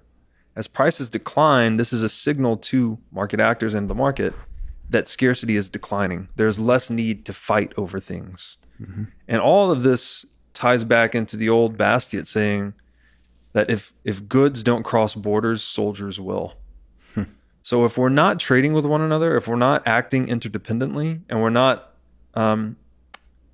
becoming more intelligent as a market, and that increased intelligence or increased knowledge is reflected in decreased prices, because prices are just the exchange ratios of things. So the smarter we can solve problems, the better we can solve problems, the less prices would be. So it induces more cooperation. I love how you tie inflation and cancel culture together as essentially artificial creation of increase of conflict, artificially increasing scarcity and thereby artificially increasing conflict. That's really fascinating. You're short-circuiting my brain many times throughout this conversation. Okay, I'm struggling. This robot is struggling to keep up. Okay, maybe to step back at the useful fictions or pragmatic truths. Let me ask the question that you've answered in many ways already, but let's explicitly look at what is money? Oh, as you know, that's my favorite question. That is the name of the show I just launched, the What is Money show. Clearly, we could say the Bitcoin rabbit hole is what's led me to explore a lot of these ideas in depth. And I think as we've demonstrated today, it goes well beyond just the economic sphere when you start to think about things like exchange and morality and time preference and civilization. So I love the question, what is money? I think it is the key to incepting a deeper understanding of the world into people. That if you actually just start to ask this seemingly simple question, it surfaces more and more layers of truth. And I I recently I just wrote a piece. I think I have 30 something answers to this question. So there's So in some sense, it's actually a more systematic way of asking the question of what is the meaning of life. There's some questions that are almost unanswerable, but in their asking, allow you to get closer to truth, deeply understand the nature of our human existence. And the meaning of life is almost like this initial philosopher's striving towards that. If money is indeed as fundamental as you've described, especially in the context of value being fundamental, then that's a more, let's like a 21st century way of asking the same question about what is the meaning of life. You mentioned that it's a meta property. Out of the list of many ways to answer that question, how would you help people to think about that? Yeah, the first most serious answer comes from the School of Austrian Economics, and it defines money as a universal medium of exchange. So this would be any good that is held and used purely for purposes of facilitating exchange. So in the configuration of demand for any particular asset, it's bifurcated between its utility, which is a service that it can render to you in real time, whether it's, if it's water, you're thirsty. That's the utility of water, is that it can quench your thirst. Whereas the marketability would be the expectation of future exchange, that other people would want this asset in the future to trade it for whatever they may have. Money is just going to be the good in any trading economy that has the highest proportion of marketability relative to utility. So today, that would be gold. Gold has utility. It's used in electronics. It's used in dentistry and whatnot. But it's largely used as a store of value across time. And that's what it's been used for 5,000 years. So if we say gold has a $10 trillion market cap, maybe 2 trillion of that is its utility value, or it's actually demand for use in computers and dentistry. And then 8 trillion of that is demand for its use as a store of value. Money, the marketability aspects of money boils down to 5 services that money can render. Money needs to be divisible, it needs to be durable, it needs to be recognizable, it needs to be portable, and it needs to be scarce. So I'll gloss over a lot of history with this and just say that historically, money's always been a technology, still is a technology or a tool. I use these terms interchangeably, and you think of a technology as just a more sophisticated tool, effectively. Mm-hmm. To best satisfy those properties, monetary metals were determined to be the most satisfactory tool, the most divisible, most durable, most recognizable, most portable tool in the marketplace. Of the monetary metals, gold was the most scarce, as quantified by either its stock to flow ratio or its inflation resistance. So, simple way to say this is that people always prefer the money most resistant to inflation. That's a nice definition of scarcity in the context of money. Is if you were to measure it, the resistance to inflation. So how hard is it to artificially increase the supply of the thing? That is the hardness of money. And that's why gold is hard money. Because alchemy is hard. That's right. Because no one cracked alchemy, so gold became money. So, that's such a nice, clean explanation of what is money, with the 5 elements, and gold ultimately won out because of the last piece of scarcity. That's right. And to maybe dig a little deeper there. So scarcity, we commonly think of scarcity as strictly a supply property, where if there's not much of something, then it's scarce. But it's not actually true. Scarcity occurs when demand exceeds supply. So when there's more demand than the supply can justify, the thing becomes an economic good, and it establishes itself a market price. So there's more demand for the thing than the supply can satisfy. The unique thing about money, as a concept at least, is that demand always exceeds supply. Mm-hmm. There's never enough money to satisfy everyone, right? Because another definition for money, it's the most marketable good. So it can be traded for any other good, service, piece of knowledge in the marketplace. Mm-hmm. So humans being what we are, we're never satisfied, right? We always want more of something, whatever it may be. So money as the ultimate token of obtaining that something is always scarce as a concept. But the problem with money is that if you can, as you alluded to, easily increase its supply, then all of a sudden you can compromise the scarcity of it over time, and you can rob people through inflation. Mm-hmm. So that's why the market settled on gold as money. And robbing is reallocating the value so essentially the one property, like why scarcity is important is it adds a lot more friction to the reallocation, like through essentially violence or implied violence. Well, it prevents it through cost of extraction too. So if you want to go out and dilute gold holders today, you have to go out into the world and mine gold. It's a very expensive process.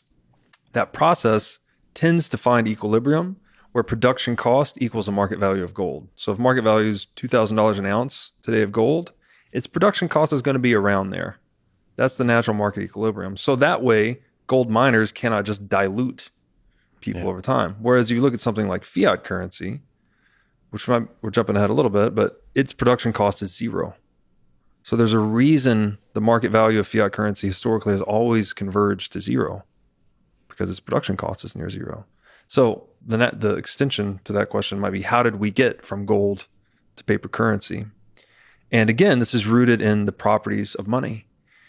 As good as monetary metals were and as good as gold is as money at holding value across time, it's rather limited in terms of portability. It is not as useful for moving value across space. This is another definition of money, by the way, a social device for moving value across space and time. Mm-hmm. So to rectify this technological shortcoming of gold, we introduced, first of all, the custody of gold was gradually centralized into fewer and fewer warehousing operations. This is because there are economies of scale associated with using gold as money, and that if you centralize the custody, the warehouse owner can then issue a paper receipt called a warehouse receipt for that gold, and then market participants can trade that paper as if it's good as gold, and everyone has an option at any time to go and redeem real gold from the warehouse. Mm-hmm. So that system works until the problem with it is that it introduces the need to trust the custodian. So it's introducing counterparty risk in the form of the custodian. Mm-hmm. And now, should that warehouse choose to increase the supply of paper notes to gold beyond its supply, so if it's got 3 tons of gold and it issues 6 tons worth of paper receipts, all of a sudden it's participating in a fraud. It's basically lying. It's representing that it has more gold than it actually does. And that is the pathway that we got into banking and central banking, is we needed a convenience mechanism to rectify the portability shortcomings of gold. We needed to be able to move value across space, right? Gold was doing a great job at moving value over time, but not space. Mm-hmm. Paper currency gave us the ability to move value across space, but it introduced this attack vector for warehouse operators, which became banks, which became central banks, to modify the supply to suit their own political agendas. Added the snooze button. That allows you to do a little fraud. To get something first. For nothing. Something, just a little bit at first. Yeah. Just this one morning, just a little bit. I don't know if you can speak to the birth of fiat currency. Is there some interesting characteristics to those early steps that created it? Like, could it have been averted, or is this the natural progression of governments? You know what's funny is that central banking was initially designed to be the custodian of gold, right? So they were going to custody the gold, issue paper on top of it, and then they would maintain, you could trust the public stamp effectively. You could trust that the central bank had as much gold on reserve as they said they had, and they were supposed to be the trustworthy institution. So we went from placing our trust in a free market game theoretic process where we're trusting gold, and we began trusting this institution instead. That institution would not have arisen if the portability of gold was really high. If we could have somehow sent gold across a telecommunications channel, there would have been no need for a central bank. Everyone could have custodied their gold in any information bearing medium, frankly, and they could beam it around the world at any time. So this whole institution itself is rooted in a technological shortcoming of gold. So I think it's another way to think about that is maybe had there been all the gold in the world today fills 2 Olympic-sized swimming pools. All the gold mined throughout all of human history. So there's not a lot, right? Wow. Mm-hmm. What if there had been just like way more? There'd just been, I don't know, 20,000 Olympic swimming pools worth. Portability wouldn't have been as much of an issue, right? Mm-hmm. We could have, and this is to say, assuming gold was still the most scarce metal and all these things, portability would have been less of an issue. We would have had less dependence or need for a central bank. So I think it's kind of idiosyncratic in that we just happened to end up here on this planet with a certain amount of gold. It best satisfied the properties of money. And a certain amount of humans geographically dispersed, such that portability had certain properties that you want to achieve for humans in a geographical space to be able to be a exchange value. It became more of an issue as we globalized, right? As we became more of a global society, we needed money that could move across space really fast, right? So we could trade in international capital markets. So that drove the central bank to become the dominant institution of the world. And if you follow the flows of gold throughout history, you know, I've been watching this documentary on World War I and World War II on Netflix. I think it's called World War II in Color. Oh, yeah. This is really good. It's so good.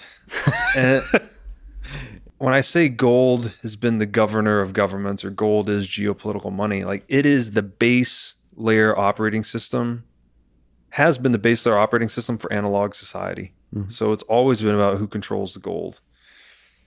Is who makes the rules. And that's in that context is why Bitcoin is so interesting, because it is the disruptor to this base level operating system that's functioned for all of human history. I think this is a good place to ask. We asked the what is money question. Mm-hmm. What is Bitcoin? That's a question as complicated as what is money. I think if you get a general understanding of money from a number of angles, that we could say Bitcoin is the most superior monetary technology that has ever existed. So one of the most superior implementation of the ideas of money that you talked about. You talked about money as speech. You talked about money as an idea. You talked about money as sovereignty. Yeah. So we're attaching the concept of money, to your point, to whatever tool best satisfies those properties of money or best renders those services we need for money. And as you said, you're using the word tool and technology interchangeably here. Yes. And another thing to think about here is that we think often in terms of goods or services, but actually everything is a service. So it's not the physical properties of this pen that I find valuable. It's the services that it renders to me. That I want to write a letter. This serves me by allowing me to lay ink on paper and communicate information. So value, humans attach value, as we alluded to earlier, to services, not goods. So the properties or the services that money renders that human beings value are those 5 properties: divisibility, durability, recognizability, portability, scarcity. Metals best satisfied those services historically, but Bitcoin, as the most superior monetary technology in human history, essentially perfects them. It's as close to perfection as we've ever been. So In terms of divisibility, each Bitcoin can be broken down into 100 million subunits called a Satoshi. It could, if that divisibility were ever a problem, which actually, there was a question that came up recently. If you divide the world population by the total supply of Bitcoin, you end up at like 0.3 Bitcoin per person. Call it 300,000 Satoshis per person. What if that was not enough to facilitate economic activity? And the answer to that is Bitcoin can soft fork into further divisibility. So if Bitcoin ate all the money in the world and the average Bitcoiner wealth was, say, 300,000 Satoshis each, but that wasn't divisible enough maybe to buy coffee and do all these day-to-day transactions, what would happen? Well, we would increase its divisibility. So Bitcoin's perfected divisibility. The divisibility of money lets us transact across scales, right? We can buy coffee or we can buy a house. Durability is an interesting one. So clearly something like gold is very durable. It's resistant to degradation over time. Bitcoin is just pure information, but it's stored in a distributed format. So information stored in a distributed fashion tends to be virtually infinitely durable. The example I like to give here is something like the Bible. The Bible is just distributed information. It's stored everywhere and nowhere, so to speak. And for that reason, it has outlasted empires. And Bitcoin's similar, right? You can't make changes to it unilaterally. But to make explicit, the ways in which it is not durable is the fact that it relies on computing infrastructure. Like it needs computers. So if you were to destroy all the computers in the world, Yes, it needs mechanisms that store and transfer information. that's right. And so you could attack it. I mean, you could attack gold in the same kind of way, I suppose, through the physics, but it's probably easier to destroy all the computers in the world than it is to destroy all the gold in the world. Maybe not. I don't know. Anyway. Yeah, yeah, you're right. Maybe I'm not sure which one would be harder to destroy, but the other thing is there's a dynamic incentive. So every time you destroy Bitcoin miners, you're creating incentives for anyone else with access to electricity to mine. Right. Because you're making the algorithm easier. Well, so the destruction is difficult because of the decentralized nature of the whole thing. And the difficulty adjustment. Yeah. So you're going to have to use nuclear weapons and cover the whole globe. But anyway. Yeah. And by then, we've got much bigger problems than money, right? That's right. So, okay. So that's durability. So portability, Bitcoin's pure information. It can move at the speed of light. Can't get much faster than that. Recognizability refers to the ability to verify the veracity of the money or its authenticity. So you can actually, when we used to transact gold, there were time-honored techniques for verifying that it was gold and not gold-plated lead, for instance. This is where we get the term sound money. A gold coin made a very particular sound when dropped from a certain height. You know, you've seen people biting coins. These are all techniques for testing the authenticity of gold. And with Bitcoin, we have something unique in that if you're running a full node, you can verify that the Bitcoin is Bitcoin, right? It cannot be tampered with. It cannot be faked. And in addition to that, as a node operator, you can audit the total supply of Bitcoin at any time, which is unlike any money in history. So you know with full certainty if you're holding 1,000 Bitcoin, you have 1,000 out of a possible 21 million forever. You have a guaranteed fraction of the total supply. Yeah, so a full node contains information about every transaction that's ever been had, so you can figure out. Yeah, I mean, that's right. All the truth of this money is all right there. Yeah, it's like a fractal constituent of the whole network, right? The whole Bitcoin blockchain is comprised in a node too. Not the proof of work piece, but the entire transaction history. Mm-hmm. And so that's unique as well, and that's what makes Bitcoin the ultimate store of value. Is that you know with certainty what the total supply is and will ever be. And you know that your share of that supply is fixed. It cannot change. It can only improve, actually. If someone loses, if the Satoshi stash is truly gone forever, the million Bitcoin never moves, then we're talking about 1,000 Bitcoin out of 20 million instead, and so on and so forth. As more people lose access to their Bitcoin, they're basically making a contribution to everyone else. It's anti-dilutive. And there's certain properties of Bitcoin that are sort of a little bit more into the details that ensure that the full nodes, like the size of all the transactions that ever happened, at least currently, can be stored in a single computer, for example. Yes, So it doesn't blow up too quickly. that's right. But there's arguments that that's not necessary. You can make arguments for that to be a very nice property, but you can also say that there's like drawbacks to it. That's hence the block size debates and all those kinds of things. Yeah, that was the Bitcoin Cash civil war, right? Was that particular piece? Yeah. And ostensibly they were saying, "Oh, we need more transaction throughput to buy more coffee and do more transactions," but what they were actually doing was increasing the size, computing power necessary to run a full node, which it would have theoretically compromised decentralization. So yeah, but it would, in theory, and this is in theory, it would allow you to have much more transactions. That's right. But the drawback, it would, because of no longer can be stored in a single computer, personal computer, then it naturally leads to the centralization. Yes. Same kind of thing we see with gold. Which would have compromised its survivability. Right. Yeah. So, so what else is there? The last one, which Yes. leads straight into this one, actually is the most important one of money, which is scarcity. And that you need to know the supply is fixed and safeguarded from counterfeiting and inflation, which counterfeiting and inflation are the same thing, by the way. Counterfeiting is criminalized inflation. Inflation is legalized counterfeiting. So central banks today, when they say they're printing money, they're not. They're counterfeiting currency. That's a very important part. And Bitcoin, as I've argued in some of my writing, is more than just an invention. It's actually the discovery of absolute scarcity, and that we have unveiled a property of money that we will only discover once. And it's got really major ramifications for the world at large. So with gold, for instance, as we've covered, it became money because it was the most relatively scarce monetary metal, right? Its supply was hardest to increase over time. However, if we could somehow flip a switch today and make everyone in the world go out and start mining gold, we could increase the supply much more quickly. We could, its historic inflation rate's about 2%. We could double that pretty quickly.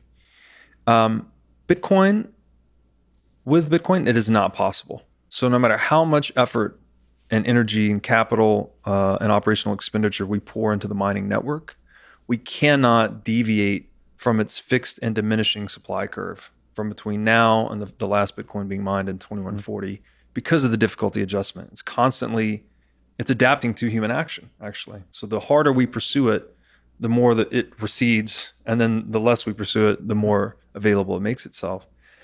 And it's a real major breakthrough because it's the closest thing to perfect information we've ever had in an economy. And perfect information is it's a theoretical but unattainable state of the market where all market actors have all the relevant information about everything so that they can compete as efficiently as possible. And in a state of pure information, perfect information, we have perfect competition. And in perfect competition, we maximize wealth generation. Mm-hmm. So we're competing as freely as possible from coercive and violent impediments. And so I think Bitcoin, in that sense, is going to pull the world closer to a state of perfect competition than we've ever been before, which would increase wealth generation to an extent we've never seen before. Many of the things you said about Bitcoin also hold for other cryptocurrency technologies that followed after. Can you say something to why you think Bitcoin is the superior technology from a pragmatic truth perspective than, say, Ethereum, but also other crypto like Bitcoin Cash, like other hard forks of Bitcoin, and or maybe things that might tools yet to be invented? Yeah. So this is a good point of argument because a lot of people have countered me and said Bitcoin cannot be absolute scarcity because you can fork it and create something with the same properties as Bitcoin or potentially even better properties, right? You create something with a deflationary monetary policy. That's what Bitcoin Cash was, actually. It forked Bitcoin with all of the same properties except for the block size that we alluded to earlier. The problem is that money is valued. Again, it's the good with a configuration of demand that is predominantly marketability. Mm-hmm. So it is valued based on its liquidity. That is, how many other trading partners are there in that monetary network? So it is a network valued because of its liquidity and network effects. So any new entrant into the market for money is incentivized to always choose the money with the deepest liquidity and the most network effects. Mm-hmm. This is why money has tended to be a winner take all market, because it's essentially a single purpose tool, right? It is a tool for, if we consider that tools are time saving devices, right? The shovel lets you dig more holes per man hour than you can with your bare hands. Money is a tool. There's yet another definition of money that lets us calculate, negotiate, and execute trades more quickly. So that function tends to coalesce towards one solution.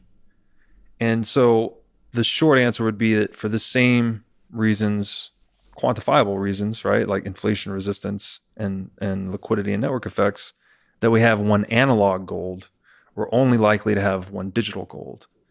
And I think the Bitcoin Cash fork proves that out empirically. It's a good case study because It's one case study, right? But okay, so that's really well put. So like gold was sticky.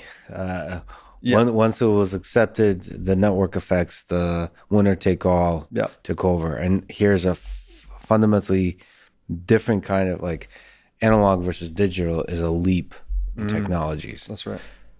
And you're suggesting that there's unlikely to be other leaps of that kind into a whole nother kind of space of technologies.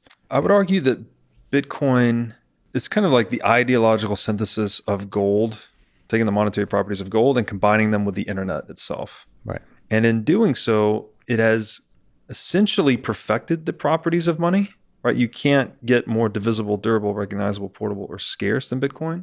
So Satoshi has he left no design space for a superior technology to intercede and outcompete Bitcoin at this point, now that it's established liquidity in the far superior technology, right? Yeah, but it's a combination of the tech itself and the social layer and the social that is coalesced to it. You can't separate those two out. Like, that's right. They're all connected, and then the political as well. I mean, but the portability, for example, that's another way to phrase that is the scaling. So the number of transactions, that's a limitation for Bitcoin. That many argue is a feature, many argue is a bug. You have a bunch of cryptocurrency technologies that are able to achieve much higher, much faster frequency of transactions, much more transactions, all that kind of stuff. Mm-hmm. What are your thoughts on that? The low level of transactions that's possible with Bitcoin. Do you think that's a feature? Do you think that's a bug? Necessary for security, actually. And even these other crypto assets that settle more quickly, they settle with less assurance of finality. So Nick Carter has a great piece on this, actually, called "It's the Settlement Assurance is Stupid." It's really good, where the gist of it is that there is more work being done in each block of Bitcoin that it is less vulnerable to reversion. Mm-hmm. So it's giving you higher degrees of assurance that your settlement or your trade has occurred with finality, whereas other blockchains are much more vulnerable.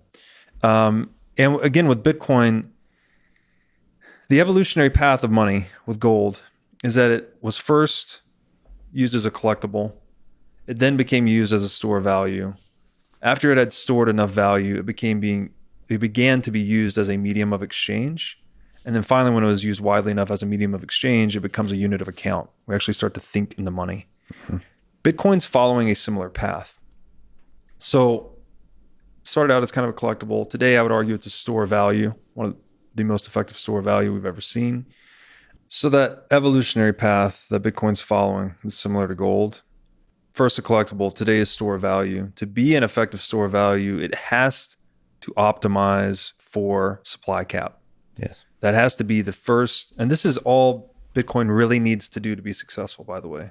Exactly what it's been doing for 12 years, virtually flawlessly, which is keep creating a block every 10 minutes and keep enforcing a supply cap of 21 million.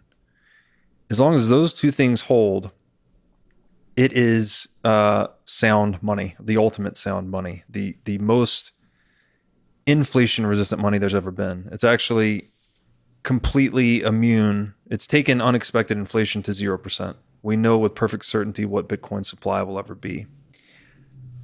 For it to be used more broadly as a medium of exchange, it can't make trade-offs at the base layer to increase its portability, for instance. Even though portability is maybe kind of a misnomer, because Bitcoin has extremely high portability, just doesn't have extremely high transaction throughput. Right. So we could say you can move it pretty quickly anywhere in the world as long as you're willing to bid up for the block space. Mm-hmm. But you can't satisfy all the world's economic volume. You can't do 300 million transactions per second like you can on a centralized database like Visa. But Bitcoin needs to be it has to be a store of value first before it can be a medium of exchange. So it has to protect the supply cap first before making any trade-offs for that. And I would argue that that's why Bitcoin is so rigid, is that it's optimized for survivability and optimized for that supply cap. And it's pushing experimentation and other features that would increase its transaction throughput to higher layers. So I think Lightning Network is something that's very interesting. It's still early, but there's a lot of throughput already being used on the Lightning Network, and it makes some slight trade-offs in terms of the trust minimization of Bitcoin. You end up trusting these smart contracts instead to move the Bitcoin, but you pick up nearly unlimited transaction throughput. So that's how biology evolves. That's how the internet evolved. It evolves in layers. So I think Bitcoin, you can sort of conceive of it as the latest layer to the internet. And it's one that preserves this store value property better than any asset we've ever had. Let me ask sort of a critical question of, if you're wrong about your statements about Bitcoin, you find out years from now that you were wrong, what would that look like? What would be the things that make you realize you were wrong? Likely ideas or crazy out there ideas? Do you think about this kind of stuff? All the time. Because you speak very confidently about Bitcoin. And one of the things, let me put it this way. I think certainty, I feel like that's like a Stoic statement. Certainty leads to ruin, something like that. Like certainty, I think, is an antithesis to progress often. And especially in your writing, but this is true for the Bitcoin community, there's a certainty about the Bitcoin. And that makes me very skeptical, no matter how good the ideas are. Whenever things are good, this might be the Russian in me, I think like, what are the ways this is going to go wrong? So what do you think are the ways this might go wrong, or you're wrong in your conception of what Bitcoin is?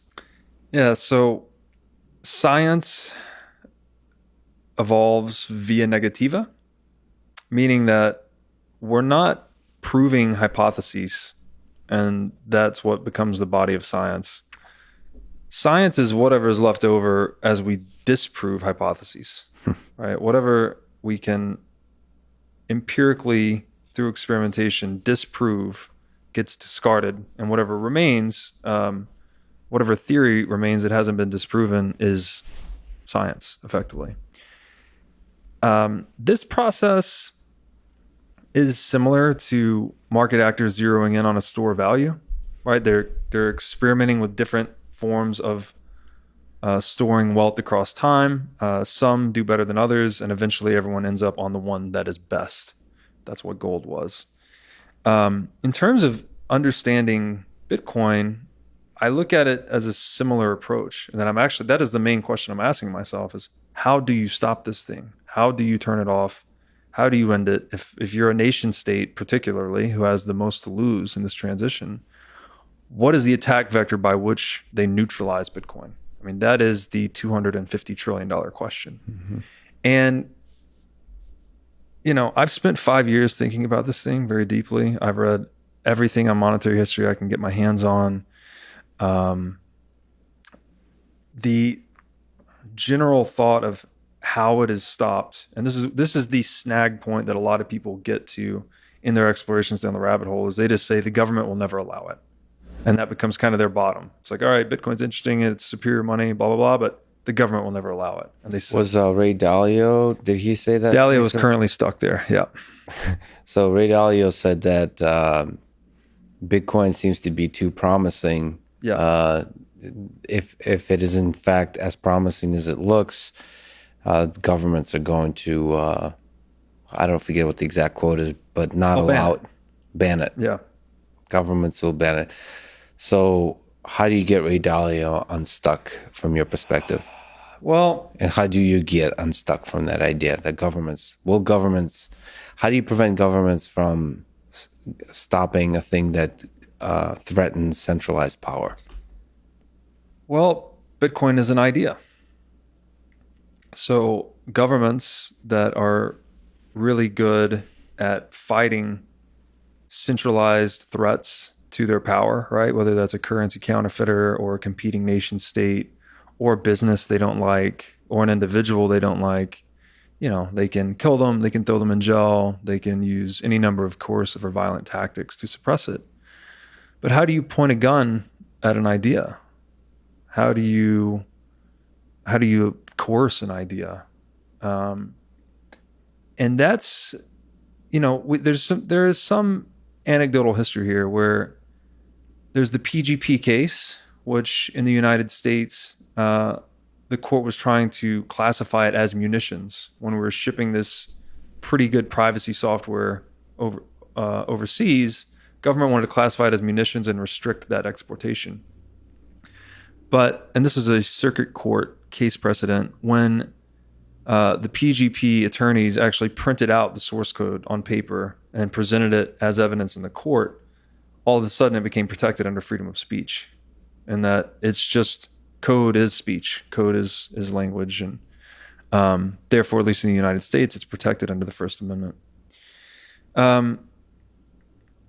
I think a government ban would be largely unenforceable, frankly, on Bitcoin. Being that it's pure information, if you suppress market actors from using it in one jurisdiction, you're just creating incentives for them to go elsewhere. And you're actually increasing the incentives for other jurisdictions to be favorable towards it, because then they get to benefit from the tax revenue and the businesses and the innovation that's occurring in and around Bitcoin as a result. So you don't think if a particular central bank, like in Europe or United States, bans it, not maybe using those terms, but in some kind of way, you think that provides a really strong incentive for the other big players to Yes. enable it? That's right. And that they're more likely, by the way, and governments know this, by the way, too. The other thing that causes a government to shoot itself in the foot is that if they ban something, they draw a lot of attention to it. Yeah. People are smart. I mean, people ask why. Why would a government ban it? Why can't I use this? So that's kind of typically be the last arrow in their quiver. They may try to ban it if Bitcoin, really starts to monetize very quickly, and the power structures that they impose today start to dissolve faster than others might think they will. Then they might try and ban it, but I think that ban will be largely unenforceable. They're more likely to tax it, which they already do tax it. They're likely to increase taxation of it. They're likely to try and make it more white market by actually tracing Bitcoin, seeing who has it, attaching identities to Bitcoin ownership, and making sure that they're getting their pound of flesh on all the transactions it results in. But I don't think the other thing about this is, so we saw the internet outcompete intranets. In that we could say that open source networks tend to outcompete closed source networks. And there's a really good reason for this. And it's because in a closed source network, there are costs associated with defending the network itself. So the network owners, the owners of the closed source network, have to expend resources protecting it from competitors, and they have to expend resources imposing its rules because they're not voluntarily adopted rules. So you actually have to impose these rule sets. Whereas an open source network, which is something much more akin to capitalism, pure in its pure sense, these are voluntarily adopted rules. So all market participants have agreed and consented to this rule set. So there's no enforcement cost and there's no turf protection because anyone can freely enter or exit the open network. For that energetic reason, I think open networks outcompete closed networks typically. And in the digital age, that's why I think that's why internet outcompetes intranet, and that's why open source networks are going to eat closed source networks. So what Bitcoin would be in that lens is the ultimate open source monetary network devouring closed source central bank monetary networks. And I just don't see how there's no possibility of unilaterally stopping Bitcoin or destroying it. So then they're more likely to regulate or tax it. And again, the other fallacy here is that a lot of people tend to think of governments as these singular, indivisible entities, like that just move under one plan. But in reality, it's a lot of people, right? And a lot of people with loosely coupled interests and agendas and whatnot. Regulators and others, with wearing their citizen hat, they're going to see this thing monetizing. They're going to be on the front lines of trying to regulate it, trying to control it.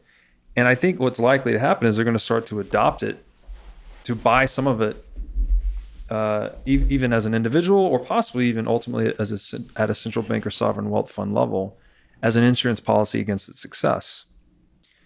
And once you start to acquire something and then you have a vested economic interest in its monetization, I think it kind of dissolves any of the power structures that are arrayed against it from the inside. Mm-hmm. So I've written a lot about this in a new series called Sovereignism, which is based loosely on a book called The Sovereign Individual. And that's the general thesis, is that microprocessing technology would devour our organizational models, the most important of which is the nation state. So I think we're going into this world where coercion and violence is just much less rewarding. The economics of violence are declining because of the low cost of protecting property, right? You can now protect your monetary property in Bitcoin at orders of magnitude less cost than is necessary to run a banking network. So it changes the way we organize ourselves. And again, if we zooming back to gold as kind of the original governor to governments, where if they manipulated the money, gold would leave their country. Mm-hmm. That's why governments have taken relatively concerted action to go off of the gold standard. There's a great book on this called The Gold Wars that outlines how governments have been waging a cold war against gold for the past 50 years. Bitcoin sort of renews hope for that free market governor of governments, and that is this digital gold that governments cannot stop or co-opt. So I think it's something, that's why I think it's such a big deal, is that it is changing. It's a new useful fiction, you might say, a useful fiction that's superordinate to the mythology of the nation state and government as the dominant institution in the world. Well, I hope you're right that all forms of centralized power start breaking apart naturally. So governments, the more and more power is given to the individual, whatever the technology is. And Bitcoin seems to be a promising technology that empowers that, enables that. Mm-hmm. That seems to be the trend. And that's a promising trend from at least from a perspective of somebody who values this particular biological meat bag that's full of consciousness. I think Bitcoin is exposing the greatest scam in human history, which is political authority. Like, who gives anyone the right to have political authority over anyone else? People should be free to adopt the rules and systems and tools that best suit their needs. And that arc of history we covered earlier, where as socioeconomic systems have become more favorable towards individual sovereignty, the more wealthy we have become. The more we have given the individual, we've maximized individual choice, the more wealth that society has created, and the more it has outcompeted the systems that have come before it. The latest would be, capitalism triumphing over socialism. Before maybe we eat, you are in Texas, you brought over some brisket. Before we maybe indulge in that, let me bring up one quick topic, and then we'll take a break. And the topic of the what some may term the toxicity of the Bitcoin community. That you've written that Bitcoin toxicity is tough love. Do you want to break that apart a little bit? Sort of the idea, the philosophy of the toxicity that's seems to be present in part in the Bitcoin community. Yeah, we were talking about this a little bit before we recorded, and I've been through the gauntlet with Bitcoin toxicity as well. I came into this space professionally in 2017. I was originally running a multi-strategy crypto asset hedge fund, and my initial investment thesis on the world was that Bitcoin was a big deal, but there were all these other exciting coins and projects and ways the technology was going to be used, and that view of reality met this immune, I guess you could say, as an ideological immune system, this Bitcoin toxicity, and that it's kind of a filter that's trying to catch bad or useless or even scamming ideas that this space is very well known for. As we've touched on today, Bitcoin, in my opinion, is this world-shattering innovation, but it's in a sea of the most scammy stuff ever, right? Anybody can go and create a coin. So you can go and launch one immediately online, and you can throw up a website, an advisor page, post a white paper talking about how great your technology is going to be and how it's going to change the world. And then you can raise $30 million in Bitcoin or Ethereum in 30 seconds kind of thing. So it's drawn in a lot of this scam artistry, you might say. And I think people living through that, because there is this natural predilection for people when they first come into Bitcoin, you're excited about it. Then you get lost in the shitcoin universe. And then just looking at the market success of Bitcoin versus, and when I use the word shitcoin, You say with all the love in the world. All the love in the world. I guess you could call me a toxic maximalist in some ways. Although I consider myself a freedom maximalist, not a Bitcoin maximalist. Yeah, I saw that line. That's a good line. Bitcoin, tracking the market success of Bitcoin versus alternative crypto assets, the signal is very clear that Bitcoin has outcompeted all of them. So I think that Bitcoin cultural toxicity has evolved as an immune response to those bad ideas, which is actually, if you think about it, kind of is a tough love, right? You don't want new entrants to the space to get lost in shitcoin jungle and learn the hard way, the way many Bitcoin maximalists have, that the real innovation is Bitcoin. But like an immune system, I think it can also go too far. And so I think it's useful when it is defending the space from false narratives, we might say, but it becomes detrimental when it's attacking people that are inquiring about Bitcoin, or people that are approaching Bitcoin with a good spirit and good intention and a desire to learn. Because then at that point, it's actually impeding the free flow of ideas, which, the example in your clip that was totally taken out of context. And then you're literally just saying, I'm here to learn and contribute. I think I've got some stuff to do. And then people attack that. Like, that doesn't make any fucking sense. It's like you're attacking someone who's approaching it in a good spirit and asking questions. Yeah, and I think sometimes talking about it, the toxicity in the Bitcoin community as an immune response, has a negative effect of giving it a pass. Because it almost says, look, it equates it with the human immune system, which seems to do a really good job. And so you could say that the toxicity has a lot of features in the sea of fraudulent projects that steal money from people. It's really useful to make sure that you give people the harsh truth about who is and isn't a scammer. You have to take it apart, take it away from that metaphor of the immune system and look at basic human nature.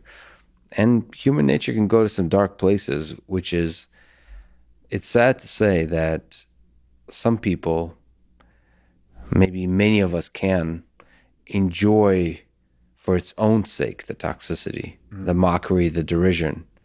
And you stop being part of the immune system that makes a successful idea propagate and start being a sort of a destructive virus yourself. And that's something I think about because I am new to this particular immune system, but I've explored other immune systems, and the I think you understand this world much better than me, but I tend to prefer sort of love as a mechanism for spreading ideas, to err on the side of love and kindness, and almost like open-mindedness in a way where you're constantly lowering yourself in the face of other ideas, constantly questioning yourself. But I think I understand that that might be more applicable in certain contexts, like maybe in the space of science or something like that. But in the space of Bitcoin, as it currently stands, there's so many people that are trying to scam others out of their money that the kind of harshness required is different. Nevertheless, I do want to put it on people like yourself and others who I know you wouldn't consider yourself this, but you're one of the faces or leaders in this space, to call people out a little bit, to inspire them to be more loving, I suppose. But it's difficult because you want to walk that line carefully. You don't want to be too loving and open-minded. Otherwise, your brain falls out. I get it. It's a difficult balance to walk. It is subtle and it's nuanced and it is difficult to walk. And I think that's why I try to say tough love, because when we're young, we may have certain ideas about the way we want our life to go, but then maybe our parents are not letting us do certain things, and we think I know when I was a kid, when I was in fifth grade, I wanted to get my ear pierced. My mom wouldn't let me do it. And I was, oh, come on, mom. I thought it was so cool. And then 2 years later, I'm like, thank you, mom, for not letting me get my ear pierced. I think it comes from a place of good intention, that they have asked themselves that question, right? That they've been inquiring in why not this crypto asset or this crypto asset. And they've done the exploration. They keep coming back to Bitcoin, and they've seen people being taken advantage of. But to your point, it's like this tough love can become detrimental, just like the immune system can become detrimental, right? It can overreact and it can actually harm the human body. So I would say that it's such a tricky and nuanced topic that even biology hasn't figured it out, right? A lot of people have autoimmune diseases.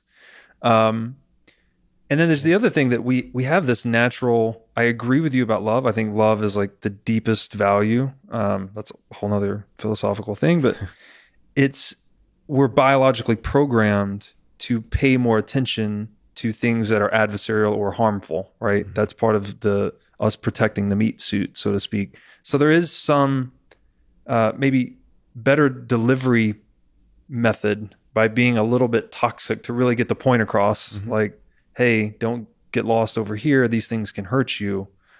Really try to focus on Bitcoin. But the toxicity of that message, I guess it increases its ability to penetrate the individual, but it can also go too far. So it's interesting. But I almost, to push back a little bit, toxicity is a funny word. I think maybe another way to say it is, I brought up like Christopher Hitchens as somebody who, like, okay, you might say is toxic or something like that, because he's basically an intellectual powerhouse who's also a troll. So he's constantly, it's like guerrilla warfare in the space of ideas. He's very harsh in his disagreements and criticisms, but it's done with incredible grace and skill and poetry. So we could use more of that. We could use more of that. So toxicity, just like, these are just words. They can mean a lot of different things, but disagreement doesn't have to be done with love, but it should be done with skill if it's to be effective. So there's a lot of ways to be effective in guerrilla warfare, but you want to learn how to shoot or whatever the weapon you're using and to do it well. Some people do it better than others, Yeah. and it's worthwhile to learn to do it well. Again, I prefer love, but even love, just because you think you're communicating a good idea, which you very well may be, doesn't mean it also doesn't require skill to do the communication well. Mm. Whether it's disagreement and harsh or more agreement and loving and so on. Yeah, I think very fundamentally that all of our decisions, we alluded to earlier that every decision is an expression of value, right? Every action we take, they ultimately come from fear or love. Fear would be something much more in the biological domain, where it's like we're trying to protect ego, we're trying to behave selfishly. This is the domain of sin, you know? I don't know all the sins: gluttony, greed, sloth, wrath, lust, pride, envy. Like these are all selfish behaviors. Whereas something like love is it's morally superior in that it's more selfless. I don't know that we can properly define love with words at all, but I would say maybe like selfless action could be kind of a generalization of it.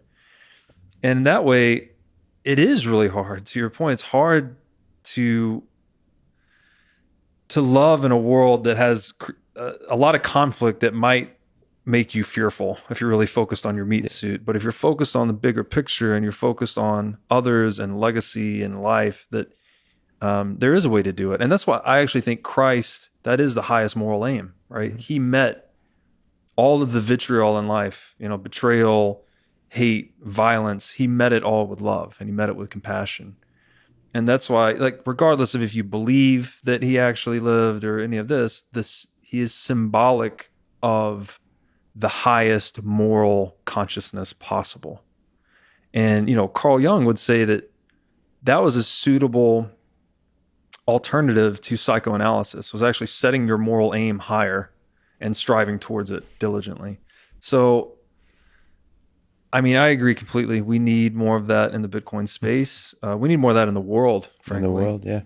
And these things, they're all intertwined. We touched on the beginning that all of us get to decide, but the world does influence kind of if we adopt fear or love. But it takes, I don't know, it takes good systems, and it takes, I guess, good leaders to set an example. Yeah, I do believe that there's like individual people can have a ripple effect. Mm-hmm. So that's what I try to do, sort of embody I'm just one ant.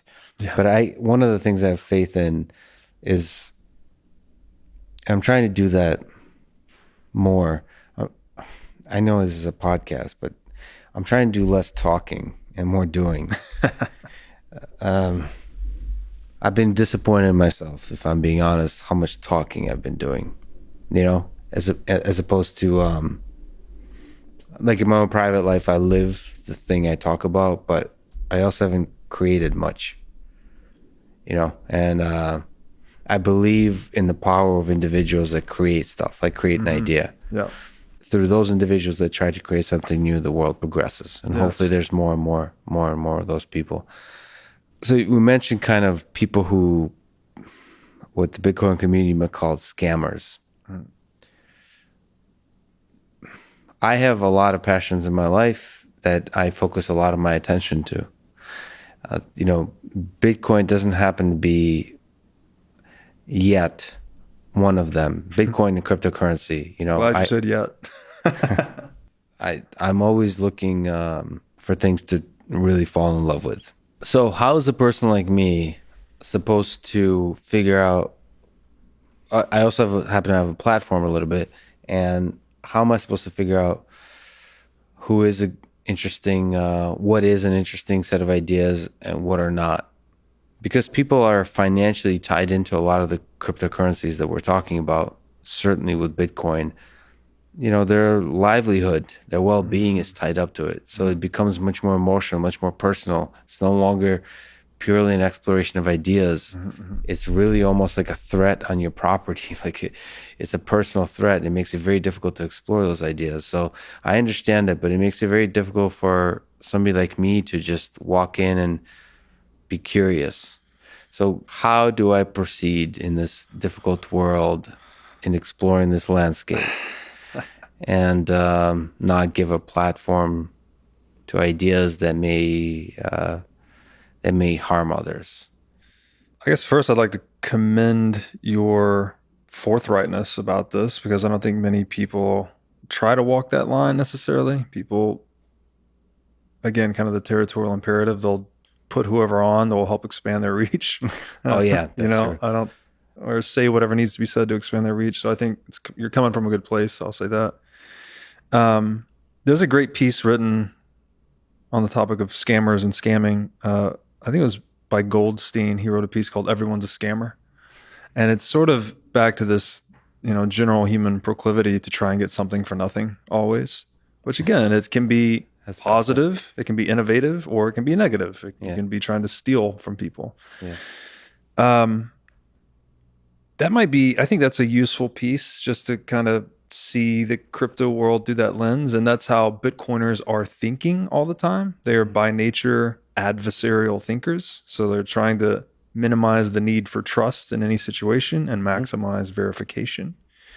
As far as sifting through the ideas, I guess this is back where the cultural immune system has some utility. Yeah. Because there were times when I thought this particular crypto asset, Augur was one I was really into, that it could facilitate prediction markets, and prediction markets could make markets more efficient, et cetera, et cetera. But when that investment thesis basically met the cultural filter or immune system, it forced me to reevaluate my position, forced me to really look into it more deeply. And through that exploration, I realized that it would need to be built on Bitcoin to work, basically. So, but it really comes down to like you doing your homework, but we can't all deeply evaluate every idea out there, right? Yeah.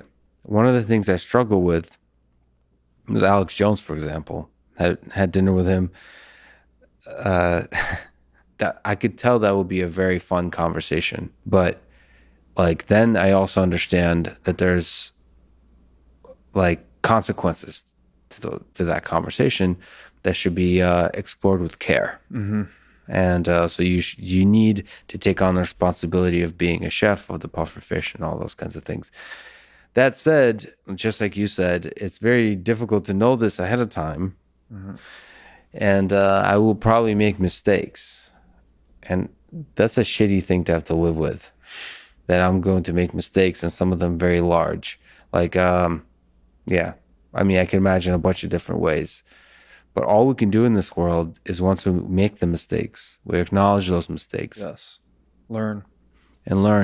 And also, I have to put this on the rest of us, that you don't take one thing that a person did and then burn them at the stake for it. That you realize that we all make mistakes, that a particular mistake does not make the person. And, this applies to taking stuff out of context over, hundreds of hours of talking, but it applies to actual, like, in context, big mistake. Mm-hmm. Okay. So what if I murdered somebody at some point? Just give me a break. No, there are some things that are too far, of course, but in general, we need to give each other a chance. Yeah. But I walk with a heavy heart knowing that I'll probably make a mistake, especially one that I didn't mean to. That's the one that worries me most. Well, this is human nature. Like hamartia, to miss the mark. That's the root word of sin. Like, we are sinful by nature. We can't help it. There's no way, again, pain is information, right? There's no way to learn other than trying, failing, learning. And then you put yourself in better formation, right? Formation to better deal with it next time. So I hope, I don't get the sense that you're actually afraid of or of making a misstep. Like, I think you're just maybe disappointed's a better word. Like, you're going to make the mistakes. Yeah, that's exactly. That's right? a much, much better word. But we have to embrace that. Yeah. That's the only way it's the only way we can advance, is that we're dealing with an incomprehensible reality. All we can do is throw spaghetti at the wall and see what sticks. Yeah. And in that process, we're all, inherently going to hurt ourselves and hurt others. And that's where love and forgiveness come into play, right? And I think the other thing is that this culture of reducing people down to a label, right? Whether it's racism or whether you're calling them a scammer or any number of terms, you're discounting their sovereignty to zero, right? You're taking a super complex human that is vast, contains multitudes, is changing over time, and you're trying to put them in a bucket of a word. And that is just, I think, a cognitive fallacy. Like, that's not only going to hurt the person that you're, winnowing down to a word, but it's also going to hurt you. And Mhm. it's going to, in your attempt to decomplexify reality by assigning this person to a term, you're actually going to create bad outcomes for yourself because you're not going to understand that person. I do also think there's a failure of our social media technology that incentivizes that kind of reduction to a label. It just the viral nature of that reduction. So it's not only do we humans naturally do that, Mm-hmm. the our social media platforms make that easier, more fun, Mm-hmm. more effective to do that at scale, the mass hysteria. So I think there's actually like technological ways of adding friction to that. Yeah, I wonder. I mean, I agree with you that it's social media is an amplifier to our natural, uh, this natural way of dealing with one another. But I wonder, and my thinking has evolved a lot on this, that there's something below the way we're treating each other too, right? That we could say civilization sort of advances in the tools we make and the way we treat each other. We tend to have better tools, better quality of life, and better morality, better quality of living, and ways of dealing with one another. And I think that when you corrupt the money, that it really does push us the negative direction, pushes us away from uh, again encouraging or magnifying scarcity artificially causes us to be more divisive. When things are more divisive, we tend to be less civilized, less nuanced, more black or white, or this or that, or you're this or you're label A or label B. So I really think, and this is a harder one to unravel, but I think if we can fix the money, right, which again is the base layer operating system for human moral action in the world, that it has downstream effects. So we'd actually maybe start to treat each other a little better on social media, despite the fact that it enables this faster communication. That's interesting. So perhaps fixing like social media, as I've been thinking about, is treating the symptom, not the cause. Yeah, that is the Bitcoin rabbit hole in a nutshell. Is that they say fix the money, fix the world. You keep tracing these different social malaises or technological difficulties, lack of innovation. Weinstein's entire Portal podcast. Something went wrong in the early 70s. We went off the gold standard in 1971. And there's a great website, WTFhappened1971.com, goes through this whole gamut of socioeconomic data that's completely gone askew since the early 70s. Yeah, you had this whole video. What do you think about Eric Weinstein and Bitcoin and the gold standard? And does he? I actually haven't heard him talk about his thesis about the 70s in connection to the going off of the gold standard. Yeah, what are your thoughts there? What are your thoughts about his general relationship with the Bitcoin idea and the community? Yeah, the first exposure I had to Eric was I think it was his first episode with Peter Thiel.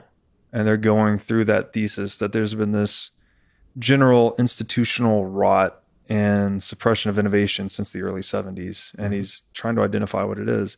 I don't think they ever pinned it on the money, on going off the gold standard. But in recent interactions with Eric, I've interacted with him on Clubhouse. We recently released an episode of the show I did with Chris Espley, and it was titled Dear Eric Weinstein. So we're going through his worldview that he's expressed in the portal and tying it back to the money in different ways. And he's engaged. Eric retweeted the show. We've exchanged some messages. He's been very open minded. He's asked some really good questions. So I get the sense that he's approaching this very wholeheartedly. He does bring with him his existing worldview and his existing theory. The one that really blew up was gauge theory. They got really popular. I don't know a lot about gauge theory. I actually messaged Eric and said I want to learn more, genuinely, because he seems to be serious that needs to be considered in the sphere of money, and so I want to learn more about it. But I think It, overall, it's great. It's great to see an intellectual heavyweight of his caliber gravitating towards Bitcoin. yeah, he has some gauge theoretic conceptions about the world broadly, but also about economics, which ultimately boils down to just a set of mathematics, which allows you to more effectively reason about the world. And he has a certain set of views there. So it's fascinating to see him grapple with it. I think he's also actually kind of like all of us, grappling with the idea of what is Bitcoin Mm-hmm. in this world. It's a very young technology, and it's unclear exactly how the ideas of the past fit with it, Yeah. integrate, how the two integrate together. And so it's interesting to explore, not just Bitcoin, the particular. So for me, like what I've always saw Bitcoin as from the beginning, from a narrow worldview, is computer science, which is Mm-hmm. where I come from. And so I wasn't almost aware in the social, political, financial aspects of Mm-hmm. Bitcoin. But now I see that there's not just power, but there's fascinating ideas to explore on that side of things. Not just the computer science, not just the technical details, but the political, the socioeconomic, Yeah. the The philosophical. philosophic. Yeah. Yeah. That's where I find all the fascination in the world. Frankly, I would. One other thing about Weinstein and intellectuals more generally that are skeptical of Bitcoin, I would challenge them to read the book Human Action, written by Mises. I think in 1949 he published the English version. It's essentially the Bible of Austrian economics, and I think Austrian economics is a noticeable gap in most modern intellectuals' worldviews. That it's not taught in school. I mean, I have a master's degree in accounting and finance. Studied a lot of economics in school. There's not one peep of Look at Austrian that. econ. The Oh yeah, elitist Robert Breedlove talking about all the degrees he has. I was a CPA. But it that curriculum that we get in college is noticeably deficient in Austrian economics, Yeah. and I think there's a reason why. Right? It's heavily government influenced. Um, Again, master's degree in accounting. They never taught me about what money is or where money comes from. All you learn is that the central bank issues money, and the central bank takes money away.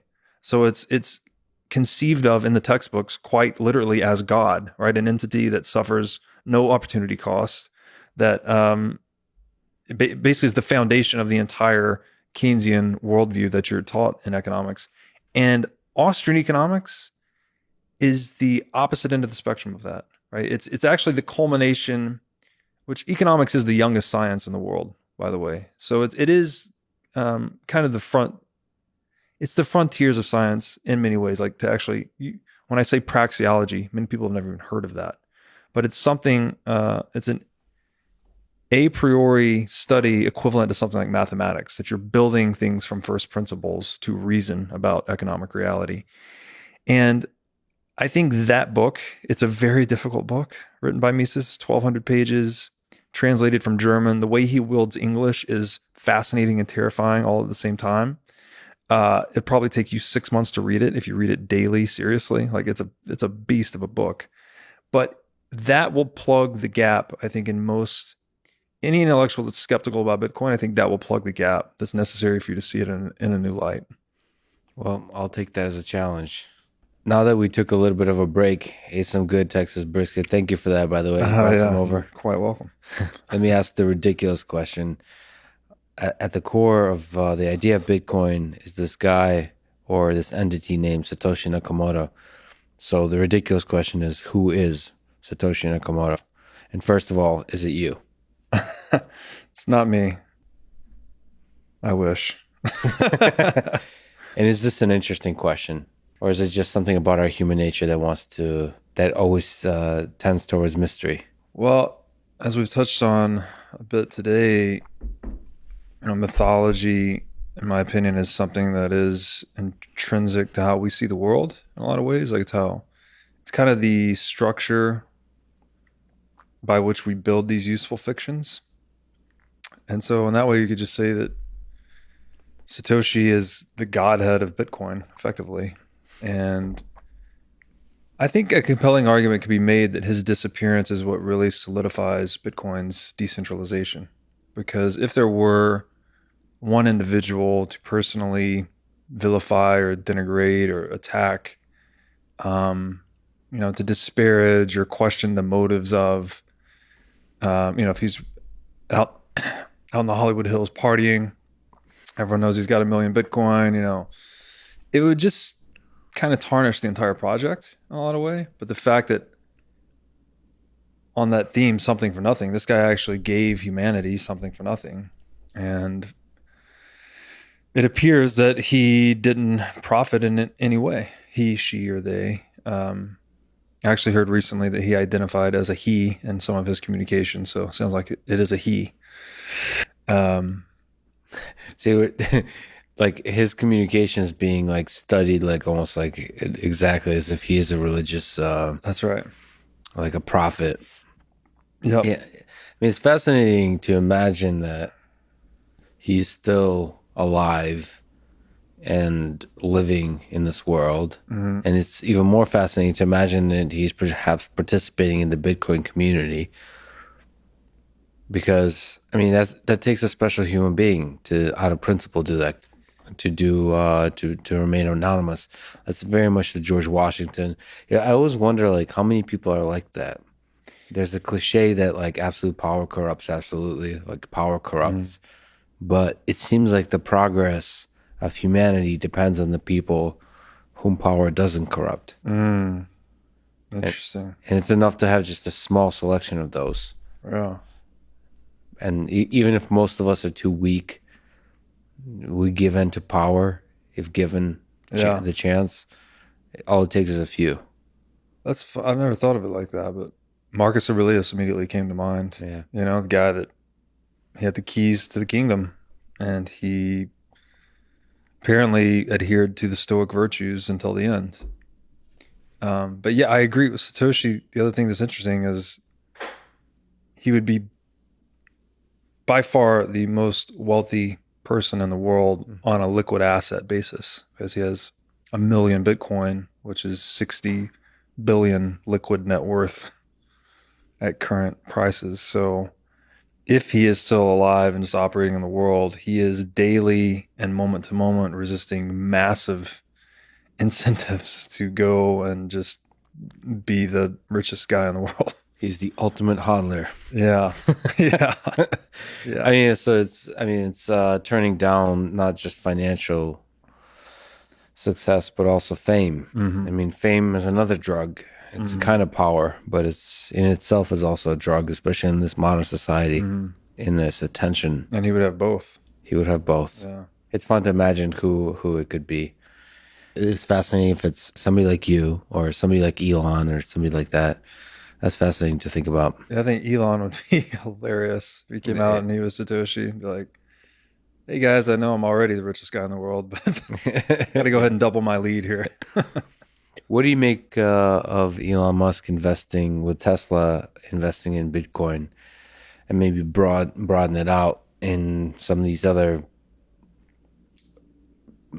big billionaires, but also people tied to major companies investing in Bitcoin? Yeah, I think Michael Saylor really led the charge on that. So he's the CEO of MicroStrategy that I think they've acquired upwards of $2 billion in Bitcoin now, started acquiring August, maybe of 2020. And he's, personally bought a lot of it. He bought a lot as a treasury reserve asset for his company, MicroStrategy. Then they leveraged up on a convertible note and bought more. So he's really leading the charge in this Bitcoin institutional adoption.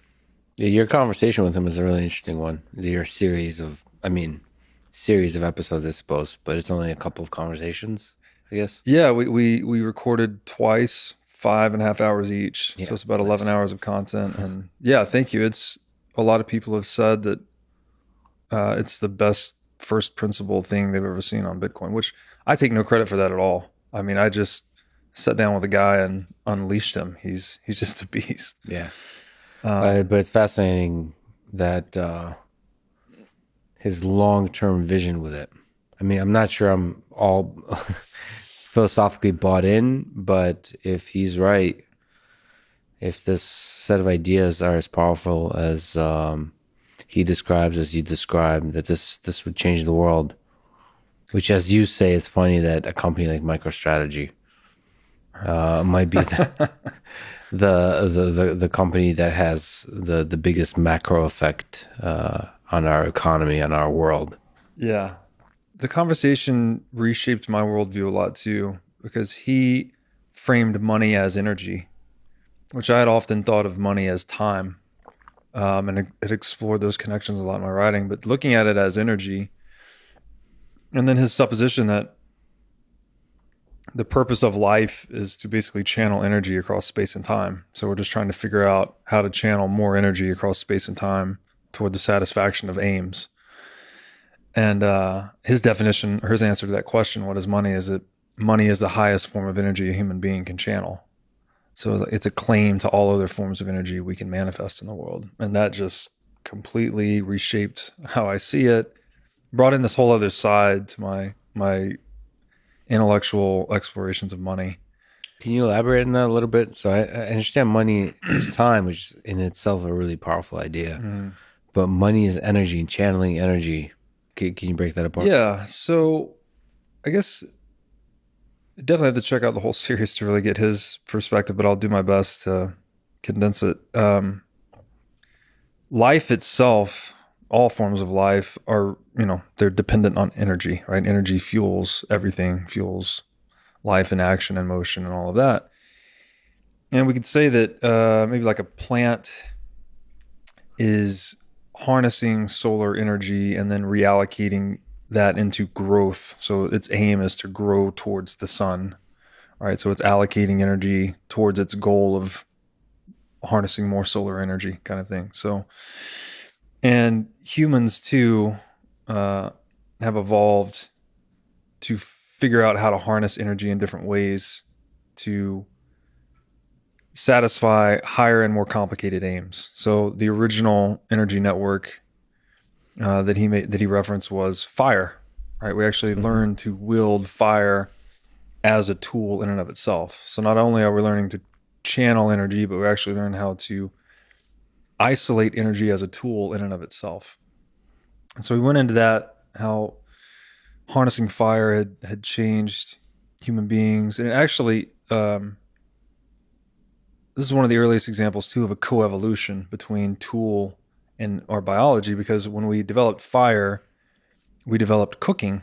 And cooking is, you can kind of think of it as pre-digestion in a way. We're liberating these macronutrients or making things that otherwise would not be digestible, edible. And it increases the efficiency by which we extract nutrients from food. That's what cooking does. So when we figured out cooking, we liberated all these digestive resources that were reallocated towards higher cognitive development. So there's this evolutionary path between figuring out fire and us becoming smarter, which was interesting. Some other early examples he went into were missiles and hydraulics. So missiles being, we learn to hunt at a distance. We can't bring down a woolly mammoth maybe with spears and up close and personal force, but we could with spears and javelins and slings and whatnot. And then he went into how we've used water to channel hydraulic energy, so we can basically overcome gravity. We can move, there's theories that the pyramids were constructed using, the blocks were moved using hydraulic energy or using water. Clearly, we use like cargo ships and whatnot to move things much more efficiently across water than we could the land. So his whole view is how we keep figuring out better ways and more efficient ways to harness energy and channel it. And in that perspective, money has always represented a claim on all other forms of energy. So whatever energy couldn't be channeled towards something useful in the economy historically would go into gold mining. So gold became this residual, this token of the excess energy created by the market economy. And then you could take that token of energy and use it to redeem for any other form of energy or any other products of energy itself.